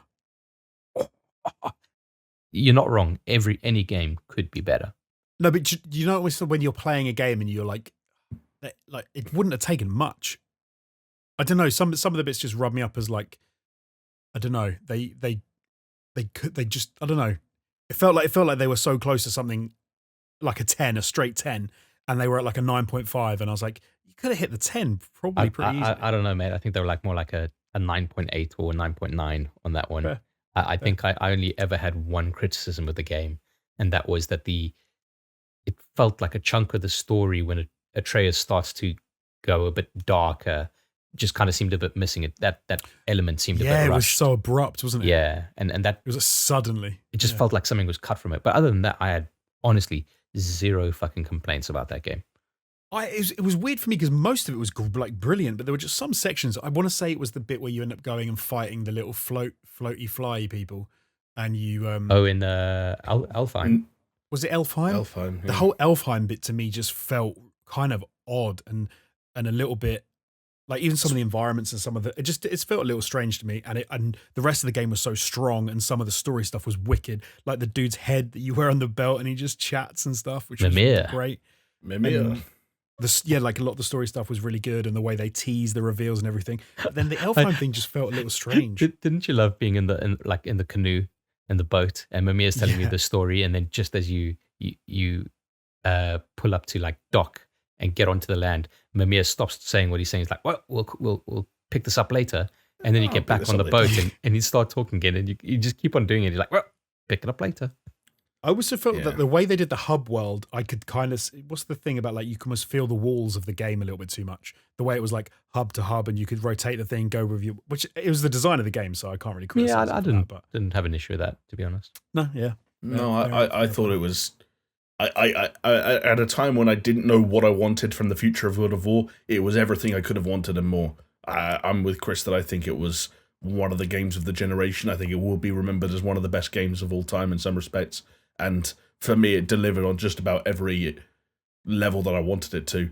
Like, that was a game that I took a lot of weeks off to play games back in the day when we used to work together. But that was the one I couldn't stop playing. That was the game I platinumed without stopping playing it, and I was playing 8 hours a day of a game that didn't seem on paper like it would ever demand 8 hours of playing a day, because it wasn't one of these open-ended, 100-hour plus RPGs. But I didn't want to stop playing it. I didn't want to stop experiencing that combat and that world, and some of those set pieces, even now when I remember them, and I won't spoil them again, I know it's been 3 years, but still, like, yeah. Really impressive stuff. If I had to guess as to what my issue with it was, I think the problem is I was such a big God of War fan going into that game. I wasn't someone looking for something new. I was looking for the next I was looking for like a return to form of hold the on, trilogy. What you're saying is you wanted Far Cry 6. I wanted Far Cry 6. And one of the things that the God of War games always seemed to do to me was it was a journey from point A to point B, and you battled your way through, and there was multiple different things, and you never backtracked, and you were always forging forward, and the story was going with it.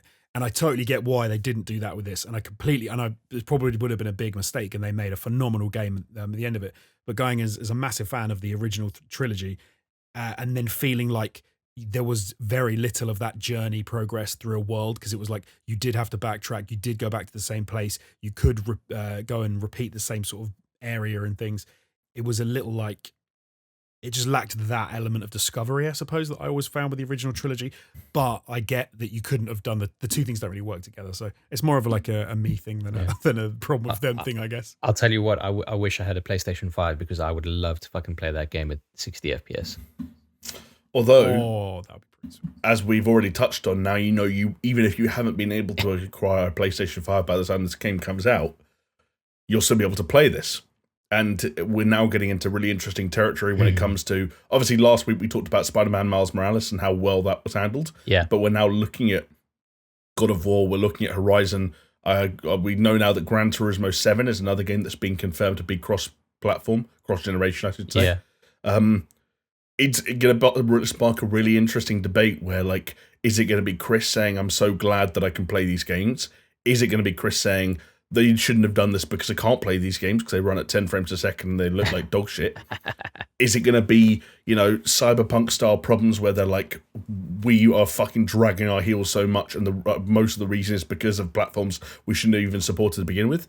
Or will it be me and Jonesy on the PlayStation 5 with a voice in the back of our head saying, this looks great, but just think what could have happened if they abandoned those pathetic PlayStation 4. What could have been? But it's remember how good Ratchet and Clank looked? Imagine if this looked that. Yeah, no. Yeah. I'll tell you from my perspective, it's looking at how much I enjoyed God of War. I would not want to play Ragnarok on a PS4. Okay, you'd want to go full throttle and hit it on a PlayStation 5. Yeah, I mean, like it's max. There are some games that you want to experience them the best way you can experience them. I think this is something that we touched on before we knew the shambles of Cyberpunk, but it was a case of saying like, oh yeah, I could play it on my PS4, presumably because I thought it would run properly. But I don't want to because I can play it better. The best place could be to play it is PC. And guess what? I was right. But yeah, there's certain games that like I just want to play it as the best it could possibly be. So it was a bit different for Miles Morales because it was a bit of a spin-off. I probably feel the same way about Spider-Man 2. If Spider-Man 2 started to come out and it was like PS4 and PS5, I'd probably just wait to get my hands on a PS5. Right. It's one of the. It's got to be difficult for them though because like PS4s are everywhere. PlayStation 5s were notoriously hard to get hold of. I mean, there's been multiple stock drops since then, and more people have got them. But you're gonna be missing out on a massive chunk of your audience, I think, in this year. And 2022 if you're just hitting PlayStation 5. So I completely understand why they've done it. If anything, do you know what? It just gets me more hyped for the God of War, which does come out wholesale on the PlayStation 5 and like and the next game or whatever it is that comes out. Whatever IP it is that drops absolutely purely on the PlayStation 5 and the next gen. I think that's what I'll really be looking forward. Yeah. But Horizon is on track to be released this year, which is quite surprising. I must admit, I thought it was probably going to get pushed as well, and think it probably still will. So, but no, it's on track. So that's a little Christmas goodie to look forward to. You've got the gameplay trailer, so you'd like to imagine that it's there. And totally. It's a weird thing though, because in one sense, yes, but in the other sense, that's Horizon Zero Dawn was such a good game that it's almost like the longer it takes to bring out the sequel, the better and the bigger it could be. And so I'm almost like, I don't really mind if they have to delay it, but if it's ready, I'll play it. So it was wicked. So there we go. I think that's a good bottom line to have with every game nowadays, especially with the year the whole world's just had. Right? It's like if it's ready, I'll play it totally. And these things shouldn't come out till they're ready. But that said, the PlayStation 5 will be a year old by the time that we're talking about this game coming out. So true. Kind of crazy to think. And I think Still that's as good a time as any.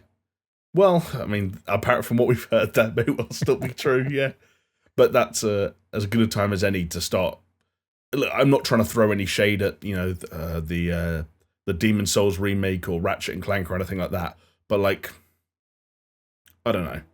It would be nice when these real like top level heavy hitters start coming out. Not that I think Sony necessarily need it. Did you hear what happened in the UK at least with the sales charts last month? Yeah, for May, I guess. So obviously, Biomutant came out, a game that a fair amount of people were anticipating. Looked like it could have been in a good position to finish number one in the sales charts in the UK, where things are still tracked. Biomutant actually ended up finishing number 2. The reason it finished number 2 is because Spider-Man Miles Morales hit number 1 again. Why did that happen? Because a bunch more PS5s came in stock. Cool. And that's like there's a price drop. And there's a price drop. So that's because you have to buy Miles Morales. Yeah, and that's what we're talking. And I think that's one of the things that I hopefully is making Sony less worried about putting out big heavy hitters and big guns on the PlayStation 5 out sooner rather than later. Because if Miles Morales is telling us anything, the fact that it can still jump to number 1 in the charts over 6 months after release is that people are still buying PS5s in huge numbers, and those people still want games, and they will naturally gravitate towards the biggest, probably best reviewed, and maybe even a slight leaning towards first-party releases as well. Yeah, but hold on. Don't discount the fact that it's available on PS4. I wonder how much of I wonder where the correlation is between PS5 and PS4 for sales to Miles Morales, as an example. Oh, you mean with this? I don't know. I don't think a price drop to Spider-Man Miles Morales PS4 sends it to number 1 in May of... Maybe. Like... It might give it a base though to get to in order for it to but even anecdotally, and I know this is not a good way of doing it, but like how many people do you know right now that were like waiting to play Miles Morales on the PlayStation 4? Like who's in that position? People that don't compared to people who would immediately buy a PS5 if they were easy to get in stock. Oh yeah, totally. Like I feel like I don't know. I think it's a foregone conclusion when you buy a PlayStation 5, you want to try out Miles Morales. I think it's an easy sell, right? But then I know what you mean. Like no one's going, I've just been waiting for Miles Morales to drop a tenner so I could pick it up. Like, yeah, I don't think it's necessary. Yeah, I just don't know who. I don't know who's in that position. Do you know what? I suddenly did think though. I just realised we're talking about Horizon. I was actually thinking that I might not pick it up when it comes out at Christmas. I think I might have to. I don't know because. Go on, you explain. Well, I don't know. Aloy's just looking a bit fat, isn't she? So. Oh, actually, do you know what? You're right. Yeah, you got to give her time to kind of lose the baby fat, as it were. Of course, yeah. I am joking. Anyone who's listening can't see the mockery on my face because there was a little bit of not controversy. I think it was more like people just looking for things to talk about online. There was a controversy because of someone's comments on saying that Aloy looked way too masculine, and then they managed to do a Photoshop where basically Aloy's wearing makeup and has had facial reconstruction. I did not see this. This is great. It's mental. Can I read out the original tweet? But hold on. Yeah, go for it. To paint the picture, imagine a Disney princess as Aloy. That's kind of what they were getting at. Yeah, it's mental. So they put that image side by side with the actual Aloy and said, "Is it me or has Sony been making their lead female protagonist look masculine as hell? ... Barely no curves or rough non-feminine features, unlike the average woman, like cough cough, The Last of Us 2's Ellie, etc. Just saying. #my 2 cents. Pick from the game on the left, fan made on the right. Higher fans, lol." But it's insane. It's absolutely insane. That's great. But so the pictures I saw was comparing what she looked like in the original to comparing what she looked like in some of the trailer stuff of this, and they're like, she looks fatter and she looks older. It's like, yeah, she's aged. That happens to people. She's not the same character model as she had in the first one. Also, everyone's put on COVID pounds, COVID kilos. Like, she doesn't even look. But she doesn't even if she looked fatter. Like, she still looks like her. You know what happened, right? Is that she was playing Aloy's playing The Last of Us 2 and saw Abby's like diet and workout plan, and she started following the diet plan and was really up in the calorie intake, but she didn't do the heavy lifting, she didn't do the exercise, and so she gained more fat than muscle, and because all the gyms were closed. So well, yeah, exactly. And apparently that's actually going to be the DLC for Horizon Forbidden West. Is Abby is going to take Aloy to fat camp and they're gonna make her ripped. Do you know what's great? Horizon Forbidden Calories. Sort of saying talking about some of like the fitness sort of people I've started to watch on YouTube. One of them was actually asked by gamers to talk about the what sort of PED cycle Abby was on for Last of Us Part 2, to say like what she's probably taken in order to get that jacked, which is great. I love that people are getting that deep into it. But yes, people were butthurt and annoyed because of Aloy's face. But I couldn't really see the issue. I was like, okay, she's aged a little bit, but apart from that, she boys, she just looks like Aloy, which is kind of odd. It's at this point where I probably don't need to say anything, but I will, because you got to be fair and you try not to be a hypocrite. But I put my hands up and I said, hey, Returnal's got a soccer mom, so what the fuck do I know? I see. For me, it's one thing I actually do like about it is that they've started to have more realistic characters in games, because the idea of everyone being jacked or everyone like all the women being curvy and all the dudes being ripped is, I actually like the fact they just put more like they're trying to get more people, and because they can now express emotions and you can have better graphical more variety, baby. And I actually think we were sort of pioneers on this, and what I think will be one of the next frontiers that this movement reaches. When back in the ATG days, we made a list about 6 fat dudes in video games who still kick ass, and I think it's not long before a big triple, maybe even quadruple A game, big budget game, has the balls to make a fat guy their protagonist. And for anyone wondering why we didn't make the female version of that list to, kind of close off that conversation and sort of show support for both sides, the 2 men in this video frame with me right now were obsessed with sexualizing that list, and so I thought it would be. No. I rallied against it because I said it would be sexist to make the male list about how much they kick ass and how cool they are, and the female list about how thick with 2 C's they are and how much we want to fuck them. No, wrong. Because you've got it twisted. The list about the thick boys. Do I? It was the list about the thick boys and how much we wanted to fuck them, and the women's list was going to be how much they kick ass. No, we didn't want to. We made the thick boy list, and we didn't say we wanted to fuck him. That wouldn't. It was like, I think you should watch that video again, dude. Well, you can't. I think it's implied. Yeah, true. We can't. That's why you put to private. You guys denied me of my trilogy. Okay, there's Lord of the Rings. Okay, there's The Matrix.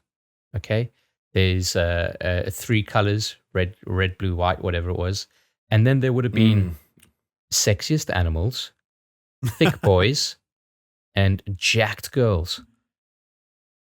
Yes. And you've denied me that. You denied me that. And I will never did we forgive make you. Sexy Animals? We did do Sexy Animals, yeah. I didn't think that was another one I really didn't want to. Let slide. 6 sexiest animals, and the way that I managed to justify it was as an April Fool's joke, but still made it. Right. Okay. So you still made it. Do you know nothing says April Fool's like bestiality. Chris, do you know what else isn't getting a sequel? Tell me. Days Gone. Boom. Suckers. Suck it, Bend. Yeah, this is the news that Days Gone developer Bend actually did try and put forward an idea for a sequel in 2019, but it got rejected. I think I've actually got I did pull it up. Where is it? This is the reason that they didn't, or that they weren't allowed to go ahead and make it, was effectively because I think it was coming from Jason Schreier. Reported a while ago. Where is it? I've lost it. Effectively was that the production took too long, and whilst it was profitable, it wasn't something that Sony wanted them to do again, because it was a lengthy development. It was a good critical reception, but was mixed. It wasn't like outright good as a lot of other games, as they would have been hoping, and it wasn't seen as a viable option in order to put a new one out. So instead, Sony Bend are working on a brand new IP, which I'm sure is going to go down. Well, I think it's going to go down like a lead balloon, because it's going to come out and everyone's going to say, should have been Days Gone 2, and they're just going to hate it. Even if it's wicked, they're still going to have a go at it. I think it's going to be a much smaller scope, right? You'd kind of think it's got to be, right? That's the point. If they're saying that they didn't want to do Days Gone 2 was because of the scope and the long development, like, fuck it. If that's how long it takes you to make a game of that caliber, you're going to make a game that's lesser caliber. I'm not sure what the source... Sorry, Jancy. I was just to say that you say a game of that caliber, but obviously part of the problem with the critical reception was that it wasn't, maybe for the length of development, it wasn't to the caliber it should have been as well, which is part of the problem. Let's be honest, fellas, that game could have been half as long as it was, and that would have cut down development. That's what I was going to say. The problem with Days Gone is it didn't need to be as long as it was. Like it could have been half as long with half as much writing and half as many environments. And so I meant length of development. I mean length of development of the game versus the caliber also comes down to tied together. Quality. But it also comes down to the quality of like every minute of the game. You can't just make a game longer and say that equals quality. No, Chris is talking about the opposite. Chris is saying if you took the same amount of content and put it in half of the runtime, then you get twice as many thrills per minute, Jonesy. It's just basic maths. Also, takes you half as long to develop because you're not creating those extra environments or I will say though, animating those extra animations. I'm not sure if this is from the Q&A or if it's from a slightly different source that's clarified since, but I believe they confirmed that the new IP is an open world IP and will sort of draw from some of their the things they did for Days Gone. Yes, although it's not an outright sequel or even similar. You're not going crazy. I heard that as well. Yeah, and I want to say a couple of the people who are like head creative positions on Days Gone have since left the company. So I think it sounds like an opportunity for a clean slate, and I think it'd be really stupid if the vocal minority of people who wanted Days Gone 2 disrupted whatever progress this game makes. Like you're not going to get that game, so why spoil? And hey, I don't know. I hope that doesn't become a thing. It's gamers, baby. You know exactly what's going to happen. I don't think they'll spoil it on the big scale. I don't think they'll spoil it on a number scale. But I think they'll. Oh, well, they can't. There aren't enough. There aren't enough Days Gone 2 people to spoil anything. But whether we like it or not, we live in that vacuum chamber with those capital G gamers. So if there's a hissy fit on Twitter, we'll see it. I'll call it now. What do you mean, mate? Sometimes I am a capital G gamer. I don't know what you're talking about. I know you are. Wow. I'm going to call it now. To talk about us becoming old and cynical, we've spent this podcast talking about how God of War should have been better. We spent the whole time playing God of War thinking, that could have been better. It could have been. Jesus Christ. Do you know what is it? Do you know what's not necessarily better, but do you know what's going to get bigger? Team Asobi, who made Astro's Playroom, is going to be bigger, which is wicked because Astro's Playroom was quality. Well, actually, Chris, on that note, there is something that gets bigger alongside the growth of Team Asobi. Like it's kind of a one-to-one growth thing. Like as they grow, it grows as well. Is that your penis?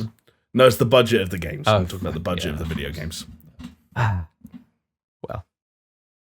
Yeah. Make Astro the new Mario, I say. Fucking. You said this a while ago, though, didn't you? I'm pretty sure we'd only played it a little bit on the PlayStation 5, and you were sort of saying that, and I completely agree with you. Astro fucking mascot the fuck out of him. One day we're going to look towards the skies, and we're going to see Mario, Sonic, and Astro looking down on us. His little tinkly feet. Is it going to be Mario and Astro at the fucking 2024 Olympics? I would love that. I'd say keep Sonic in because we don't want to make the furries angry. If we somehow manage to get Mario, Sonic, and Astro at the Olympics, then that would be incredible. But in all seriousness, I'm curious to see what they do because Astro's Playroom was an absolute delight and it didn't outstay its welcome.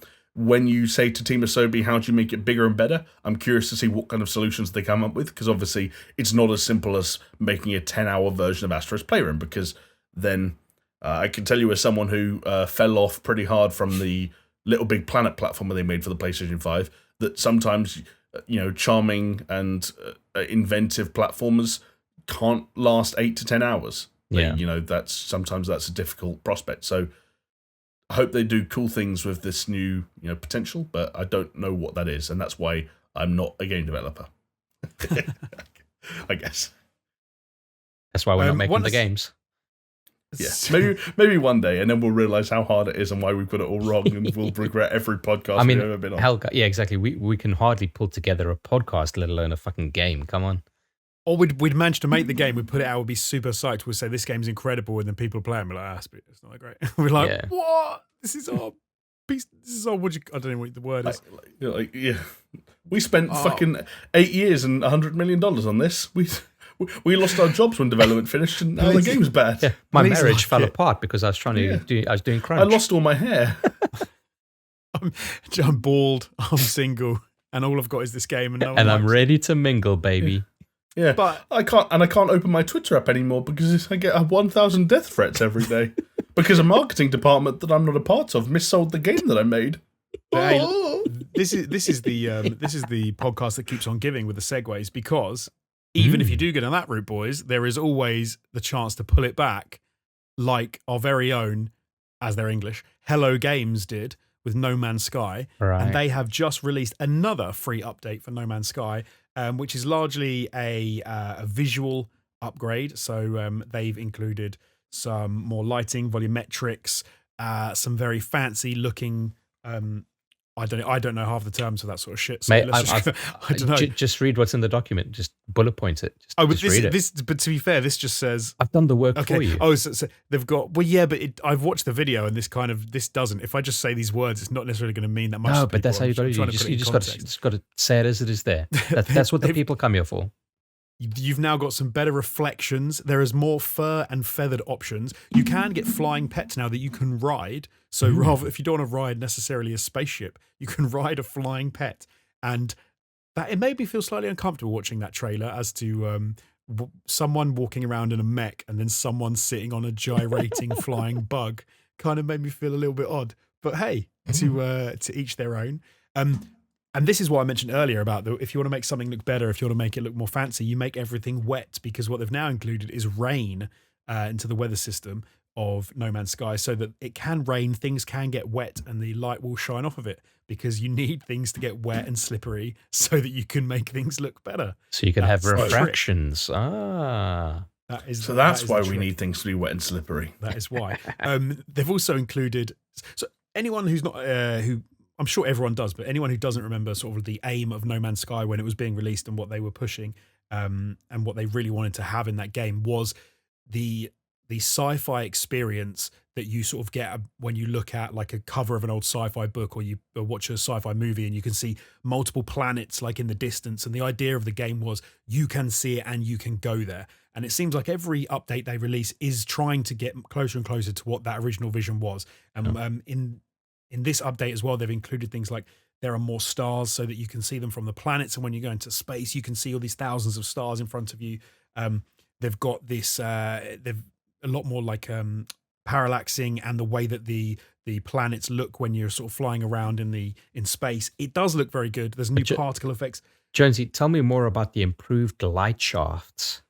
I don't even know what an improved light shaft is. I'm assuming it's something to do with the way the light just comes through the atmosphere. Oh mate, it's coming bigger and better. I'll tell you what I do want is some increased biome detail. Ooh, wow. That's where it's at. And DLSS. We're always fans of a bit of DLSS. Yeah. And particle effects, which is pretty wicked. I guess I added into the document because I guess it's an opportunity to kind of talk about. When I heard that they had this new update, I was just kind of like, guys, you know what? You've done fucking above and beyond what you should have done. But like, surely you can stop now. You can take a break. Like, at some point, it's diminishing returns. It's got to be, right. Like, how many times has No Man's Sky been free? It's like, what are you getting out of it now? You guys have talked about it before, and I think you've nailed it when you said like Star Citizen has become its own sort of content production company. What they actually do now is they have a base game which has not come out, but then the actual way they make money is by releasing content, releasing updates, trying to sell ships, etc., etc. I wonder if part of what Hello Games are doing is they've got a core audience. They've got people who play that game who put I haven't played it for such a long time, who put money into it somehow. I have no idea how. I don't know. Are there microtransactions these days? That's what I was wondering. I don't even know. I'd imagine Sean Murray doesn't even know at this stage. It's had so many fucking updates at one point. He's just like, did we add in microtransactions at update like 5.8? Who knows? I guess that the idea is just to keep expanding the install base and that people keep buying it, and so they keep doing it. It has to be, right? I mean, you'd think that they would have stopped work unless it was making them money. And yeah, you're right. I'd love to get an insight into. I mean, maybe that's something that we should have delved a bit deeper into. But yeah, I'd love to get an insight into kind of like the sales of.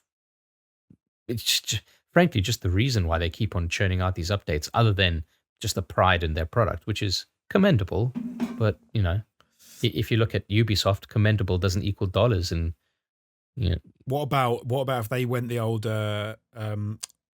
Cyberpunk route and they'd made so much bank when they released it and how hyped it was that they feel they owe the audience for like ever to just keep putting out updates because they made so much money. They're like, do you know what? We just got to keep going with this until it is. But like I said, I think they've done right by their audience a long time ago. And I agree. This is just more. Don't get me wrong. This is all great and it's all welcome, but it's just that I don't know. Like you know what, Sean Murray, you've taken your shoes off and you settled them on our hearts with your bare feet. You can retire now. You can retire. I want to take my name, expunge my name from that list. No one's feet are going anywhere near my heart.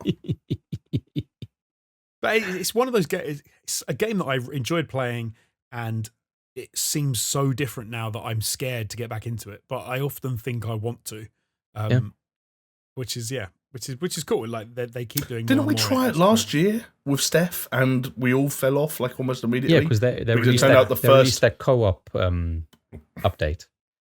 I just remember thinking like the first 10 hours of that game were not sufficiently engaging enough to like make. I don't know. I think I went in wanting like a Minecraft-like experience with all of these elements and features added on top, but it was still kind of this weird. Are you gonna follow these weird glowing orb shit? Fix your ship. You don't have enough credits for anything. I fell off.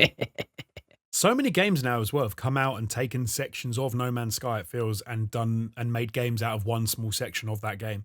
And they've said like, oh, you can just do this bit, you can just do that bit. They're often like, you're on a planet and you have to survive, but don't worry about the rest of it. Just worry about fixing your ship. And that's the whole game, is fix a ship, or like build a factory to build stuff, or survive in this alien planet. So it seems that they definitely, well, it seems like they kicked something off. Maybe it wasn't necessarily just them, but hey, I'd like to see what a second version of that game looks like, what a sequel to No Man's Sky would look like. But then I'd kind of think, what's the point? Because they keep adapting the No Man's Sky so much. Yeah, I'm on team. What's the point for that one? Sorry. Yeah, I think they've also probably realized that no one's going to buy into it. No one's going to buy No Man's Sky 2 after No Man's Sky 1, even though they've done right by their audience, in my opinion, and they've done all of these things.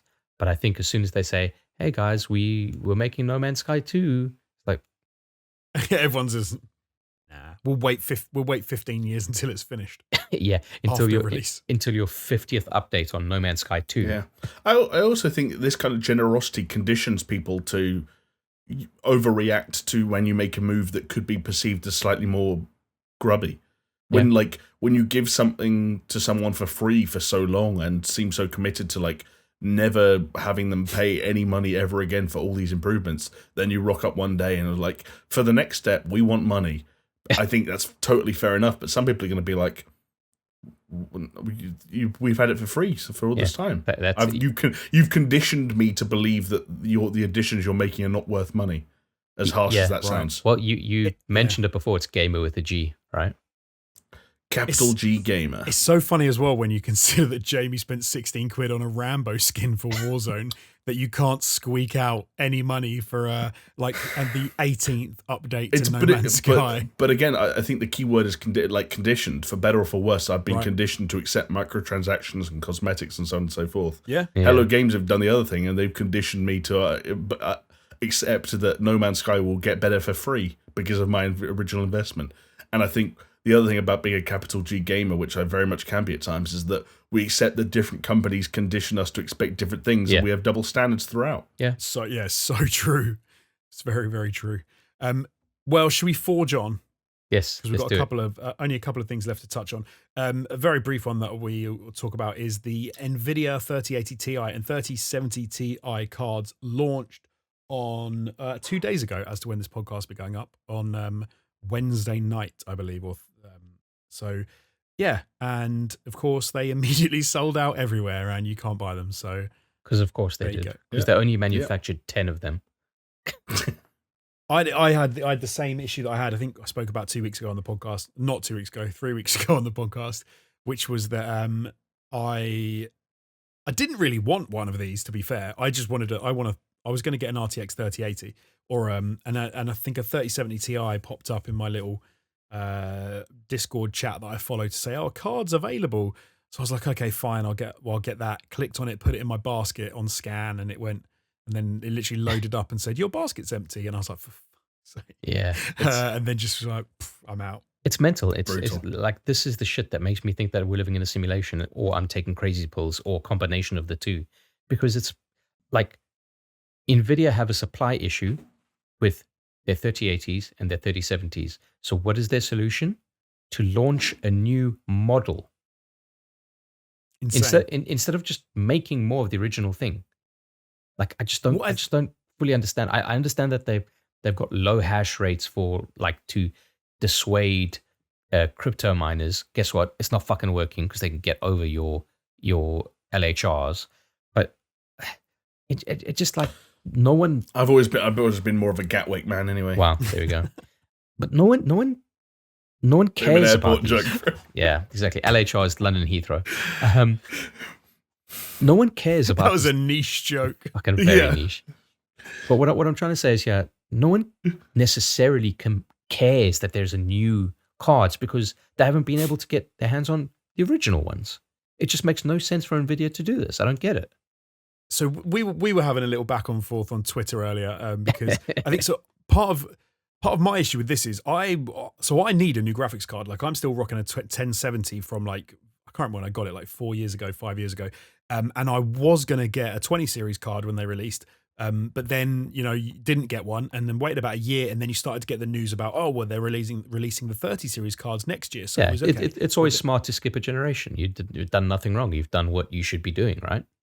Exactly. So I thought, okay, I'll wait. Then the 30 series cards came out, and I didn't try and get one immediately anyway. But then it was like, okay, now I do need a new graphics card for work and for things, just to sort of speed everything up. I think I'd upgraded everything else in my PC, and just could not buy one. And then started looking around at other cards, so at 20 series cards, at all the 30 series cards, thinking, like, should I get like a 3060, or maybe like go for a 3090, or maybe if I look at like a 2080 Super or blah blah blah, and then none of them are available. Yeah.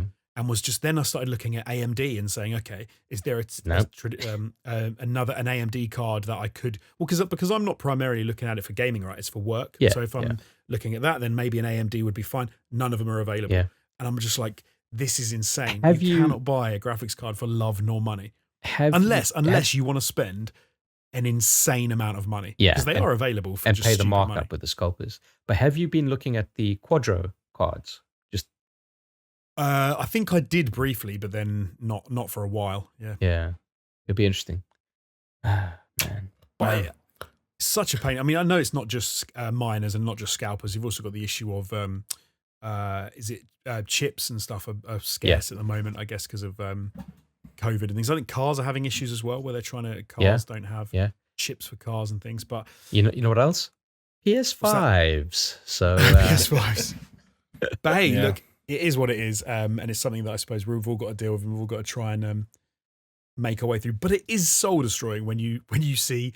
So this is what I had earlier. I was on a page on Scan where they had the new 3070 Ti's and 3080 Ti's, and there were 10,000 people looking at the page for that one card. And the second that the button appeared and said available, because of bots buying them instantly, there was no chance. Well, can I throw a bit of a controversial opinion here? Yeah, go for it. And it might not actually be that controversial.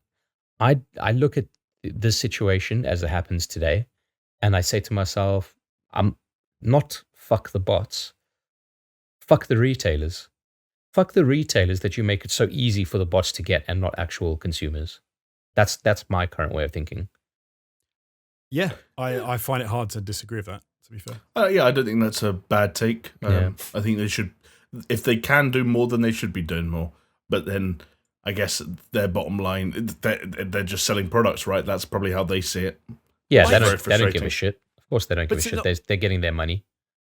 But I thought about this earlier, and actually I don't think that's necessarily true, because as a consumer, like as you know, as we as actual people who go out and buy stuff, we tend to have a loyalty to a place where we know we can get decent stuff at a good price, and bots don't. Bots just go anywhere because obviously they're just programmed to look at any place that they can buy them and buy them. There's no loyalty to that. So I think one thing that does happen is if a company said, bots can't buy these, only real people can log in and buy one, whatever, then it would make me go there next time I was looking to buy something in Yeah, but Jonesy, the difference is this, right?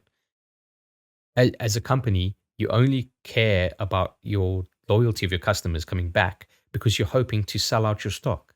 But if you never have to worry about selling out your stock because they get sold out in nanoseconds, it doesn't fucking matter. You know what? But this is this is a very limited case of their stock, right? This is how much of a markup they make on these cards. I don't know. It's probably not masses. It's not massive because they need to go by RRP, right? Exactly. In most cases. So does it actually benefit them to not get any loyalty from actual customers who might come back to them to buy monitors, PCs? Because in this instance, the supply and demand is so skewed, it doesn't matter. Like the loyalty will always be there because all that's happening is people want to buy the cards. As soon as they get the opportunity, they'll buy the cards. No, but sorry, but I'm not talking about cards now. I'm suggesting that if I go to a site and I know I can get something there and I don't have to worry about the bots, I'm going to go back there for maybe years and years and buy all sorts of peripherals, all different things for my PC, all different kind of elements, The bots don't care. They just go everywhere. They're selling, they get 20 cards and they sell out instantly. But that doesn't make them that much money, but they could have me as a customer for the next 10, 20 years if they were lucky. I don't know if I'm a fringe case, but I personally don't feel like I have any retailer loyalty. Like I'll go wherever Jamie, I need to go. Can I tell you my retailer loyalty? And this is going to be a hot opinion for a particular set of people. My loyalty is to Amazon because guess what? They've usually got the cheapest fucking pricing. I get it the next day. I'm sorry for all the mom and pop stores that closed down because fucking Papa Bezos is fucking taken over. Right? But like at the end of the day, fuck it. The other thing, if I need my like fucking Thor hammer sized dildo, and I need it the next day, I'm gonna get it on Amazon. Thanks, Jeff. Yeah. But the other thing I'd say is that for as long as we're not talking about a situation, it's selling out worldwide. I mean, you can't get it while you can. But when we talk about these retailers, my understanding is we're not talking about the retailers who are fighting bots and the retailers that aren't, because everyone's just sitting back and making money. Yeah, exactly. So there is no one to turn to. And the other thing, Jonesy, and don't take this the wrong way, but when you go on the whole thing of I'm a real person, and I could use this retailer for years if I have a good experience. You kind of sound like the Karen who tells the manager, you have no idea how much I shop here, and I'm never coming back. How often do they care? They're all right, so we're gonna lose your business. No, but I'm saying literally that I was gonna buy a monitor in 4 years' time. But you didn't fight the bots. I've literally done it before where a company pissed me off and then I didn't go back and shop there for a couple of years because of the way they would what kind of pissing you off were they doing there? That's the thing that's in. Because this is pissing off. But I'm saying bots. If bots are pissing you off, every retailer on planet Earth is pissing you off. No. Right? Apart from maybe a handful. So this was specific incidents where I bought a Kindle. I can't remember what Kindle it was, but it's like £100 Kindle, and it was Christmas. I think it was 3 days. So that's Amazon then, right? Yeah. It was an Amazon Kindle, but I bought it. I didn't buy it from Amazon. I bought it from Argos in the UK, and I bought it. I think it was like £100, and it was 3 days before Christmas. And I was like, I want to get this for my wife. And I went on there, and they were really hard to get hold of. So I went onto their site. They had them available, so I bought one. I was like, great, that's wicked.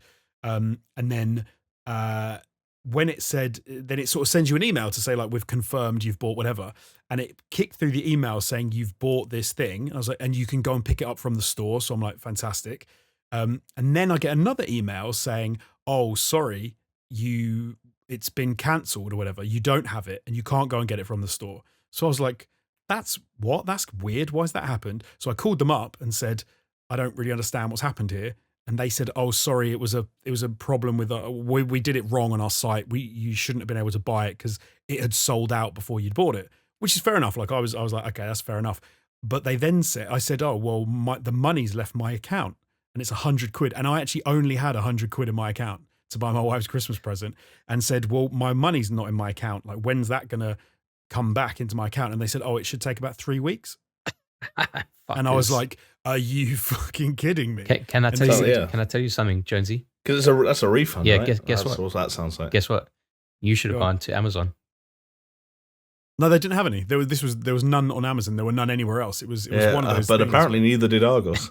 Neither did Argos, but they were listed it as that they did, and they sold them. And then I realised, because this is the thing about if you've ever worked for a company that I have before, where they say, "Oh, this is how X works, so we can't do X because of this is the day that we do these things." Yeah. That's bullshit. They can do it any day they want. It's just that they don't want to do it because it's a pain in the arse for them. It costs them more money to deal with one person as a bespoke things. They like to lump things together. But of course, if they'd have done that to 1,000 people or 10,000 people, they've just got 100 grand of people's money sitting in their account, making interest for the next 3 weeks, ticking over on their books that is not theirs, and then they give it back to you, and you've lost. Like, you as the people that own that money have just lost out. So in my case, I had pennies. I had to borrow money from my dad to buy my wife a Christmas present, and I didn't shop at Argos for 2 years.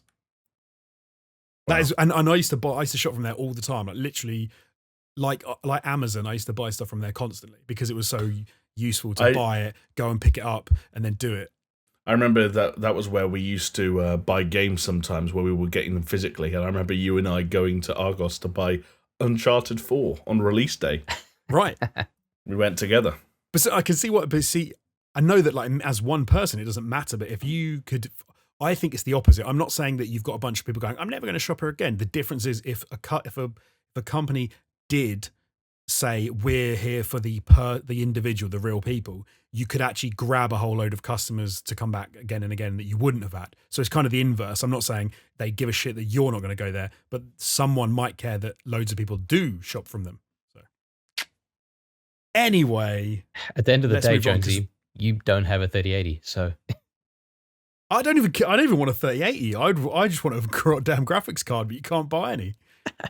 She's literally ridiculous. You can't buy any of the 20 series cards, any of the 30 series cards. You can't get AMD cards. You can't get anything. Yeah. But it's absolutely mental. You know, funny enough, what your best bet is, and it might actually work out okay, is to actually buy a pre-built system. A Mac. No, don't buy. Oh no! Do you know what's insane? You can buy a pre-built system with a 3080, and you can get it for like $2,000. Yeah, which is mental. But hey, look, we need to speed through. We need to get to our the final thing we're going to talk about, which is these E3 predictions. Indeed, because I guess it's a bit of a weird one dates wise, but we are basically this isn't technically the last podcast we're going to do before E3 itself, as in the ESA's E3 starts, but it is the last podcast we do before some stuff starts happening. So. Yeah, I feel like if you're going to do predictions without cheating, you kind of have to do it now. Yeah. So, yeah. Because by this time next week, we probably know it all, right? Because that's how leaks work. Buckle up. Well, we'll definitely know about Battlefield 6 because that's on the 9th.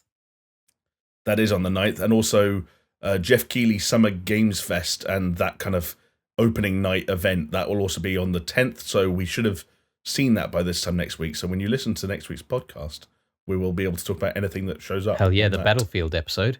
Get ready. Big time. Peace was buckled up. I'm super psyched for that review. Me too, buddy. Well, me too. Here's the thing, though. I've got a feeling that the thingy on the 9th will just be a cinematic trailer that will probably be, I'm going to guess, in the 90-second range. But at least it confirms like tone and feel and blah, blah, blah. Hey, as long as they pull, we mentioned what they did to Assassin's Creed Valhalla, where it's like, oh, watch the Microsoft press conference for the gameplay reveal, and then it's actually just pretty much the same trailer. Oh, with like 1 second of gameplay. Was that even gameplay? Yeah. Are you sure? Fucking bullshit. Don't do that. That sucks. Yeah. So, and then we're also looking forward to Koch Media. That's a great. I love Koch Media. I put their name on the list just because you guys know that I'm a big Saints Row guy, and if anyone was going to have a new Saints Row, Koch Media would have the new Saints Row. I'll also throw out, though, that Koch Media Koch Media own Deep Silver, who own a bunch of IPs, and they're in turn owned by Embracer. But basically, long story short, Koch Media could have a new Saints Row, they could have a new Homefront, they could have a new Dead Island, they own the Time Splitters IP, they own all kinds of weird stuff. So Koch Media could have something cool. I just hope it's Saints Row, personally. Yeah, if we're doing a prediction side, I'd say it's a pretty safe bet that something Saints Row Do you want to hear my pitch for a Saints Row? I'll keep it brief. Yeah. Go on. End of very, very, very end of Saints Row 4, after the alien invasion has been held off, they basically reveal that essentially the time travel might enter the fray. My pitch for a Saints Row 5, which hopefully will either appease both sets of fans, the kind of the 1 and 2 fans and the 3 and 4 fans, or piss everyone off, is you do a reboot/remake of Saints Row, which is a remake of Saints Row 1, wherein the boss/president from Saints Row 4 comes back in time and is there to like steer him on a different path. So it's like the boss and the boss from the future retelling the events of Saints Row 1, but kind of like arranging it so something different happens. I like it. I think that's smart. There you go. Yeah, that's smart. I think you're right about the time travel, but I think it's not going to be that. They're going to go back to their roots of being all steely from Rockstar, and they're going to make as Saints Row in the Wild West. Wow. Saints Row Wild West Redemption. aside, it is interesting how many people want Volition to just scrap 3 and 4 and just to make a GTA clone. I'm surprised that that's as popular as it is, but that's what a lot of people want. Yeah, it is kind of strange. It's weird to want a clone. That is weird, isn't it? Yeah. I think especially because like 3 and 4, they definitely carved their own path. 1 and 2 were those clones, and then they just kind of broke away from it. Yeah. Ubisoft, we've already talked a bit about them, but I suppose one of the most exciting things we're going to find out from them, hopefully, is going to be what the name of Rainbow Six Quarantine is going to be, because it's sure as shit ain't going to be quarantine anymore. So yeah, what did we say it was going to be? Plague? No, Parasite. Parasite, potentially. Parasite, I've heard. But who the fuck knows these days, fellas? I mean, fucking who knows what Ubisoft is doing? I think even their little announcement image was as far from gaming as you could get. It looked like a fucking going to Kindle. It looked like a fucking Kindle ad. It actually was a really weird ad. You're right.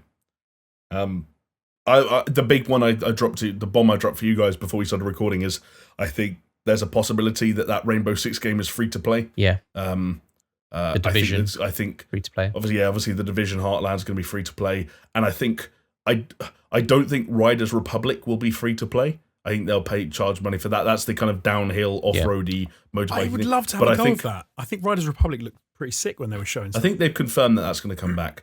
I think if Roller Champions does come back, then it will be free to play. Yeah.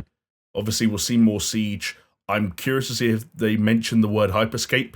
I don't know what the situation with that is. The least played, massively streamed game ever. Weird. I think the big question for Ubisoft, right, is they got Far Cry 6's gameplay out of the way early. Yeah.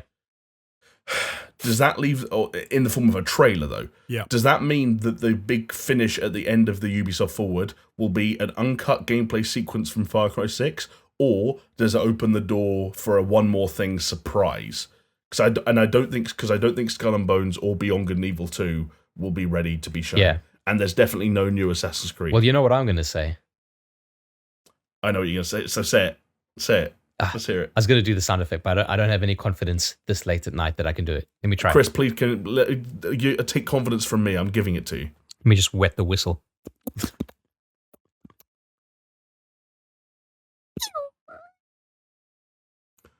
I think Discord kind of butchered that. Well, okay, well, maybe. Didn't work. But yeah, Splinter Cell. Fucking please God, let it be the year. But to be fair, you say it every year, so 1 year you've got to be right. Exactly. Surely. Process of elimination. Exactly. You're always going to be right eventually. Yeah. No. It's a weird one. I don't know. I'm not really sure what. I don't know. I think I'd be too excited about from Ubisoft to see the most. I think it's kind of everything we already kind of know about they're going to be showing off. So yeah, I suppose it is kind of what it is. They have mentioned that they're going to show off unannounced stuff. I think what the scope of that is, I don't know. Like, is it on the caliber of Riders Republic? I think you're right, Chris. I think like the safest bet with all of these predictions for the whole of E3 this year is that when in doubt, like prepared to be underwhelmed. 100%, 100%. Like even just to go to Jeff Keighley's Summer Games Fest, which is going to be just before E3 starts. There's strange rumors flying about that. Hey, Elden Ring is going to rear its head. Right. Now, like, you can yawn as much as you want with these rumors, but if there is ever going to be a time this year to announce it, that is like in the remit somewhere there within E3 or Summer Games Fest, whatever it may be. But again, like people have built that up before. Oh, it's going to be at this thing. It's going to be at that thing. And it never fucking is. Just like fucking Hollow Knight. What's it? Silk Song. That's never going to fucking come out either. So I think you're absolutely right. Like fucking set your expectations low. Set them low now, and you can only ever be pleasantly surprised. True. You know, but would I love a Splinter Cell game? Hell yes. Would I be worried? The state that Ubisoft is in? Yes, I would be. I would be pretty worried, to be fair. But they, you know what? We've known Ubisoft slate, like their contemporary slate, for such a long time that it's all wrapping up now, and it's almost like we need to see what the next iteration of Ubisoft is.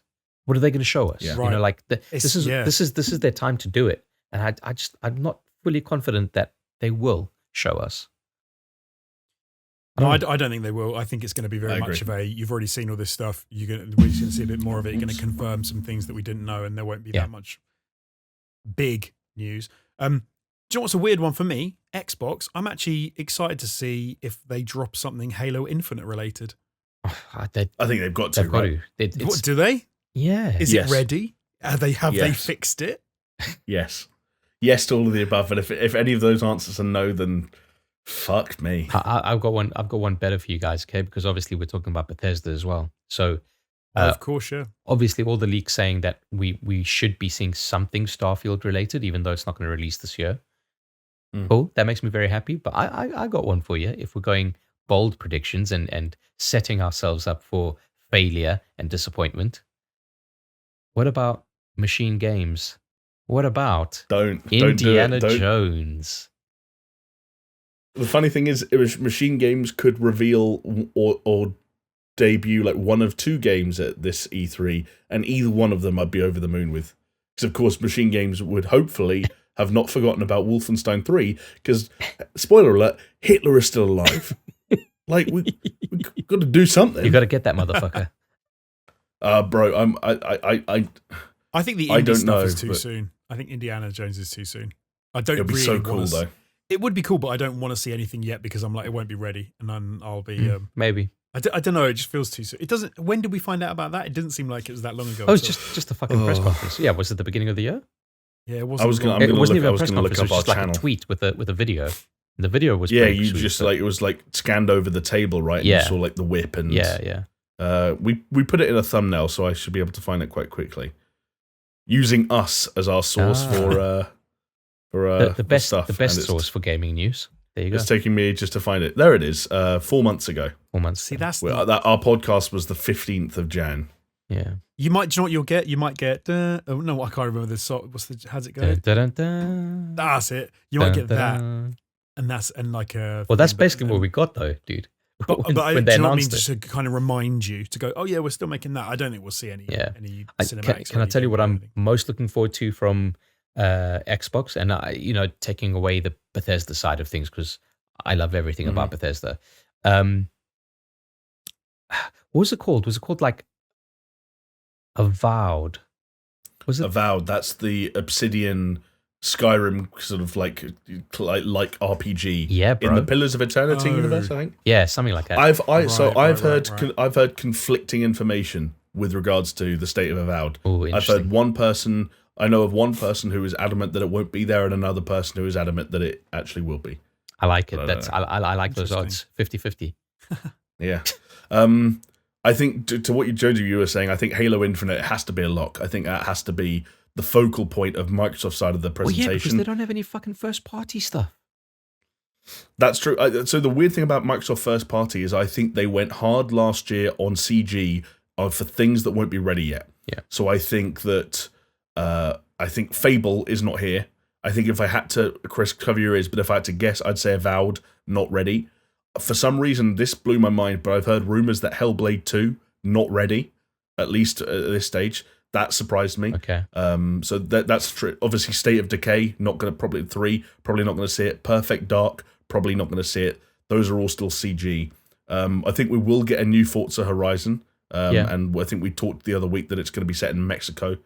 Psychonauts 2, I think, is apparently very nearly ready to go. I'd imagine that's a lot. So, they've already had a fucking cover on Edge. Like, come on. Totally agree. So maybe Age of Empires 4. I don't know if they see that as the time and the place for it, but that's obviously something they've still got. Yeah. But I think Microsoft might lean on Bethesda a little bit because I think Starfield has the potential to be one of the biggest games of the show if they've got the right sort of like, what if they've sorted out. I mean, think of what Bethesda did when they did the Fallout 4 blowout. Yeah.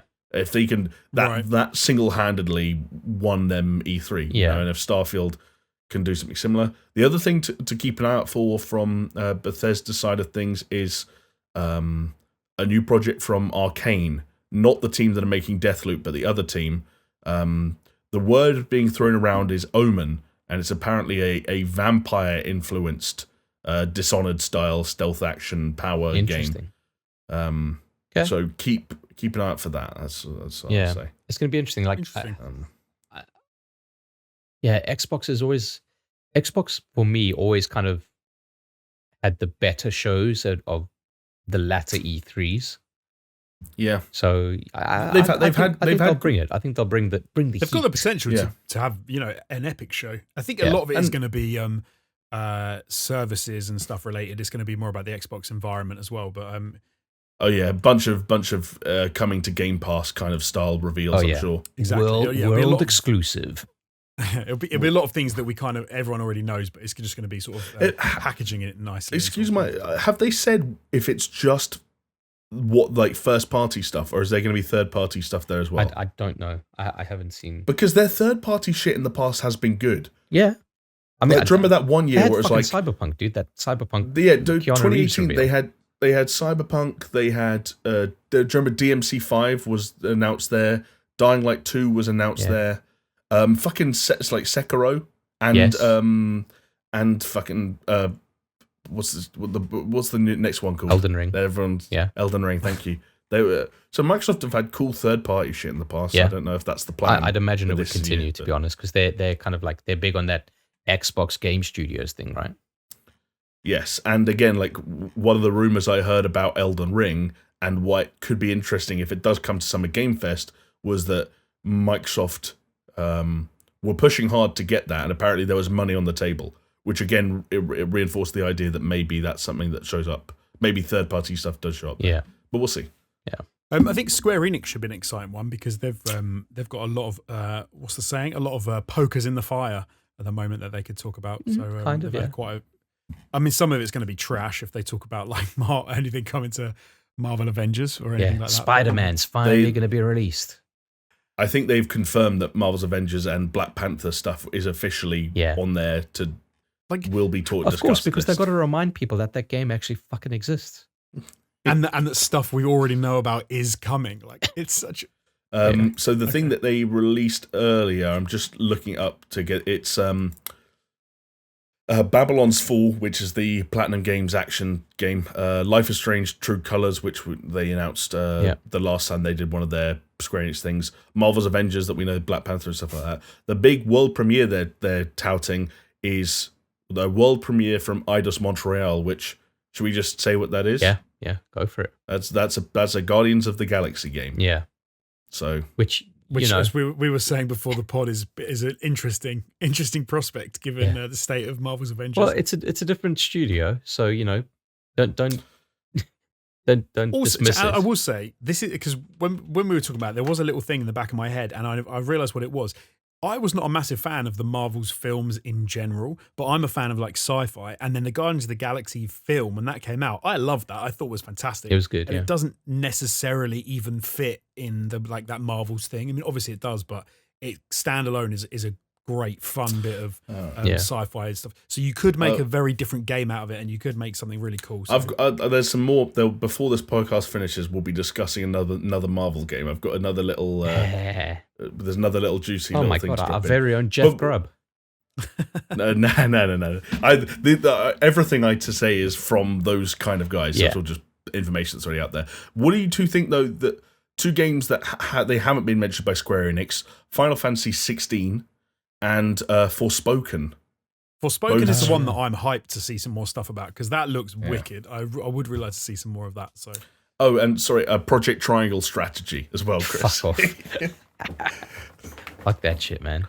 boring. Could any of those things? I don't know. Maybe. Yeah, I think the Final Fantasy. We're definitely going to see something Final Fantasy related, right? Whether it's I hope so. more stuff on Final Fantasy 14, which I would definitely imagine there would be, or maybe some more stuff of Final Fantasy 16 would be good.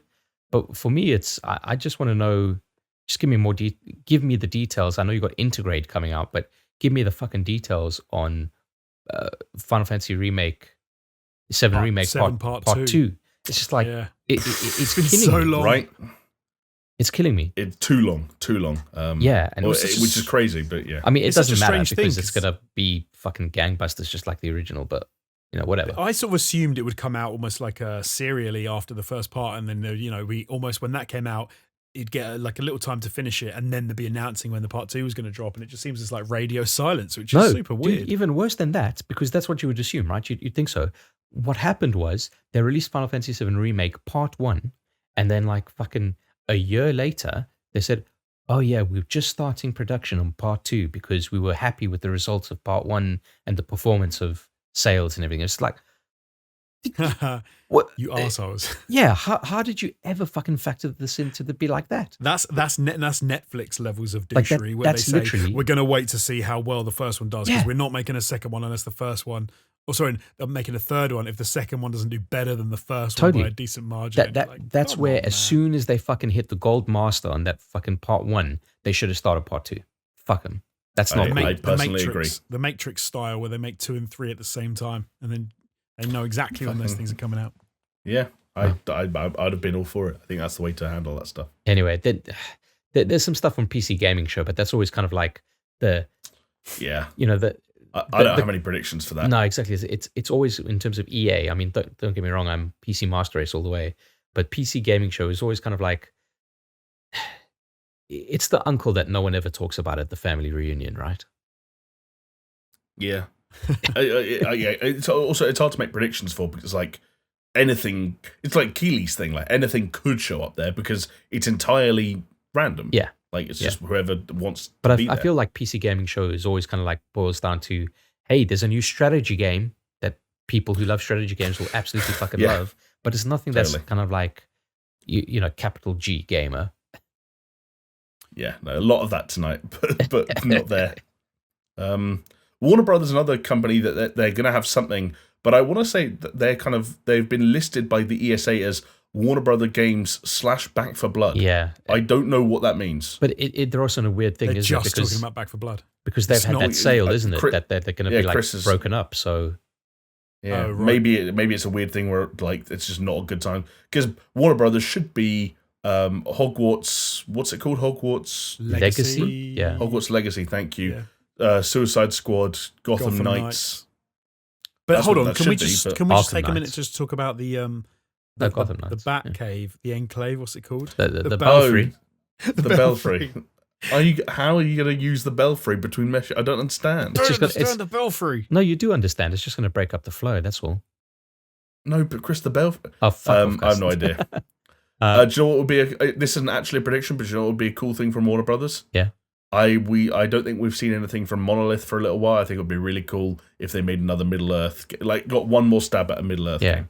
Or at that least, last one wasn't. At least bad. Took that Nemesis system and worked it into something else. Maybe that would be cool.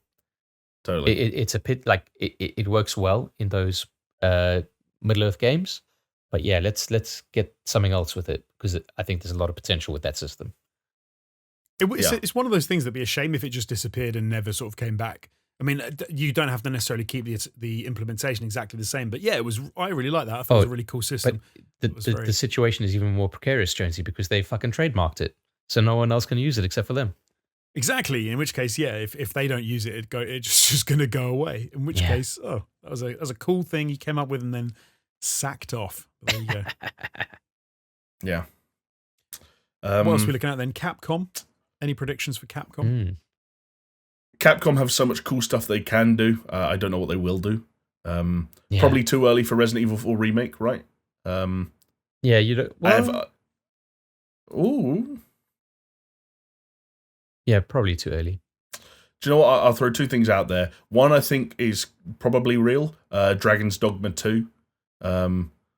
Oh wow, okay, interesting, very interesting. I think there's a chance for that. But then, like, I don't know. I've got one for you. Yeah. Yeah. You ready? Go on. I'm trying to think of what you're going to say, but I can think of two things you could say right now that would be us on the same wavelength. Dino Crisis. And that wasn't even one of the two. Oh, there you go. Dino Crisis would be two. The two that I was thinking of you were going to say were either Beautiful Joe or Onimusha. But I don't think any of those three things that we just said will happen. So hashtag Capcom. I think honestly, Dino Crisis is closer to happening than the other two. How about a new Ace Attorney? Let's just say that. Oh yeah. Yeah. Cool. 2K games. This is where I might have some juicy stuff, I think, literally as of the last hour or two. Because I can't think of anything, to be honest. So the things that are probably not ready, probably too early for a BioShock game. And although that Mafia thing they did last year went down well, I don't think we're ready for it's time for more Mafia. 4, yeah. The two things that as of this afternoon have broken, I think it was on Reddit, and then it's basically been confirmed by a couple of people since then. So these might actually be real things. One of them is a Borderlands spin-off that might be called Wonderlands or Tiny Tina's Wonderlands. Oh, God, okay. So that could be that's something we see next week. The other thing, get ready for this. Firaxis developing basically a Marvel XCOM game. Oh, okay. Like the actual XCOM team basically making a Marvel, what's being described as XCOM with Marvel characters. I can dig it. That could be really good. Yeah, I can dig that. But then at the same time, it could be as frustrating and like controller breaking as an XCOM game. So it could be. But then when they did it with Gears of War last year, I think the consensus was like, actually, this worked way better than people thought it would. That's true. Very true. They do that even with Marvel, better than that, when they did it with fucking Mario and Rabbids, it worked a lot better than people thought it would too. That's so true. Totally. That's a weird one as well. Totally.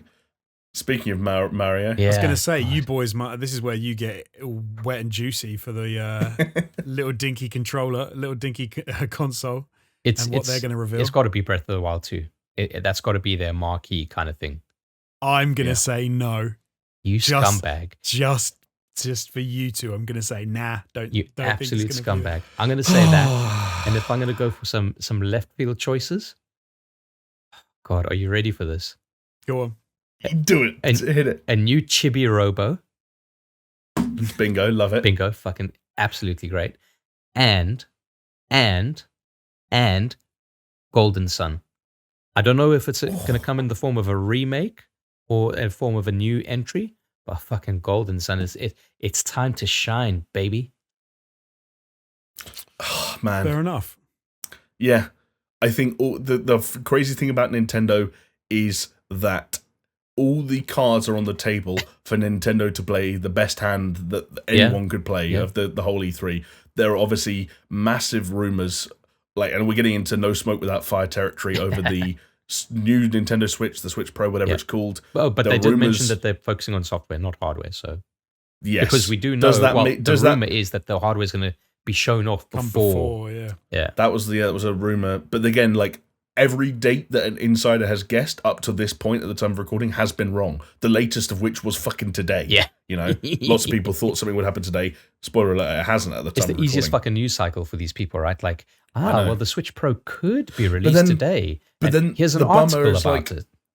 But the bummer is do you know the name Emily Rogers, Chris? Yes, I think her name is. Yeah. So she came out today and she's like, look, lots of people are guessing this. I'll be honest, I don't know what the cycle of information is. I don't know when things are planned. But one thing I do know, and she tweeted this today, I believe, as of recording, one thing I do know is that this thing is going into production, into manufacturing next month or something like that. So it's getting to the point where this thing is real. If you're Nintendo and you're going to show 40 minutes of new software and then 3 hours of gameplay in the treehouse in June, it gets kind of weird if you're just not acknowledging that console's coming out. Yeah, I don't know. I think they're going to have to, right? If anything, I'd go the opposite. They're going to preface the entire show by going, "This console is coming and it's coming soon." That's my hope. Yeah, and then they're going to go, and these are all the things that you're going to be looking forward to playing on it. It makes sense. It makes perfect sense.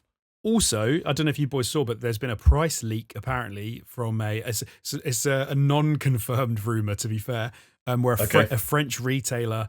They always get it wrong. The French retailers always fucking get it wrong. And Pretty Spicy have said that there's a leak that the price of the console in euros translates to about £340 UK. I'd agree with that. But then the possibility that is actually more like £400 because it's £400 is a lot for a Nintendo Switch. That's the thing. Well, I come back to me when Walmart Canada have got a listing. Yeah, I think £50 more than original Switch seems about right to me. Yeah, I think you've obviously got to go a bit more, haven't you? And I think breaking into the 300 bracket is a given. But if they push it all the way up to 400, I think that they're battling with mental because that's more expensive than a fucking PS5. Never. I saw a great tweet the other day, which is like the image was of like some hamster or something. It was all like beefed up. It was like 9 foot tall. It was fucking jacked, and it was like me when I buy my Nintendo Switch Pro to play that new Pokemon open world game at 20 frames a second instead of 10 frames a second, and I was like, "Yep, that's hell yeah, that sounds about right." I hope there's new hardware. I hope we see Breath of the Wild 2. I hope Breath of the Wild 2 is day and date with the hardware. I hope Splatoon is day and date with the hardware. Yeah. I hope that Pokemon open world game is dying to take advantage with the hardware. And the other thing that I hope is true, and I think probably will be, is that the whole kind of Zelda anniversary gets fleshed out a little bit more. Yeah. And as well as the Skyward Sword remake or remaster that we're getting, I hope we also get Twilight Princess and Wind Waker. But there's the elephant in the room, fellas, and this Jonesy's favorite one, which is Metroid Prime 4. I still think it's too soon. I don't know. I'd love to be proved wrong. I'm not going to get my hopes up for Metroid Prime 4. Yeah, I think we could see. I think it could be Mario Odyssey 2 that we see, and that is it's possible. That would be not out of the question at all. I think would be a really cool. I think we'd see a Bayonetta 3 as well. I'd love that. Yeah, this is what I mean when I say Nintendo have all the cards. They have the deck to win E3, as lame a remark as that is, but it's possible. Big decks. Big decks all round. Yeah. Should we hit these last two quickly? Yes, Bandai Namco.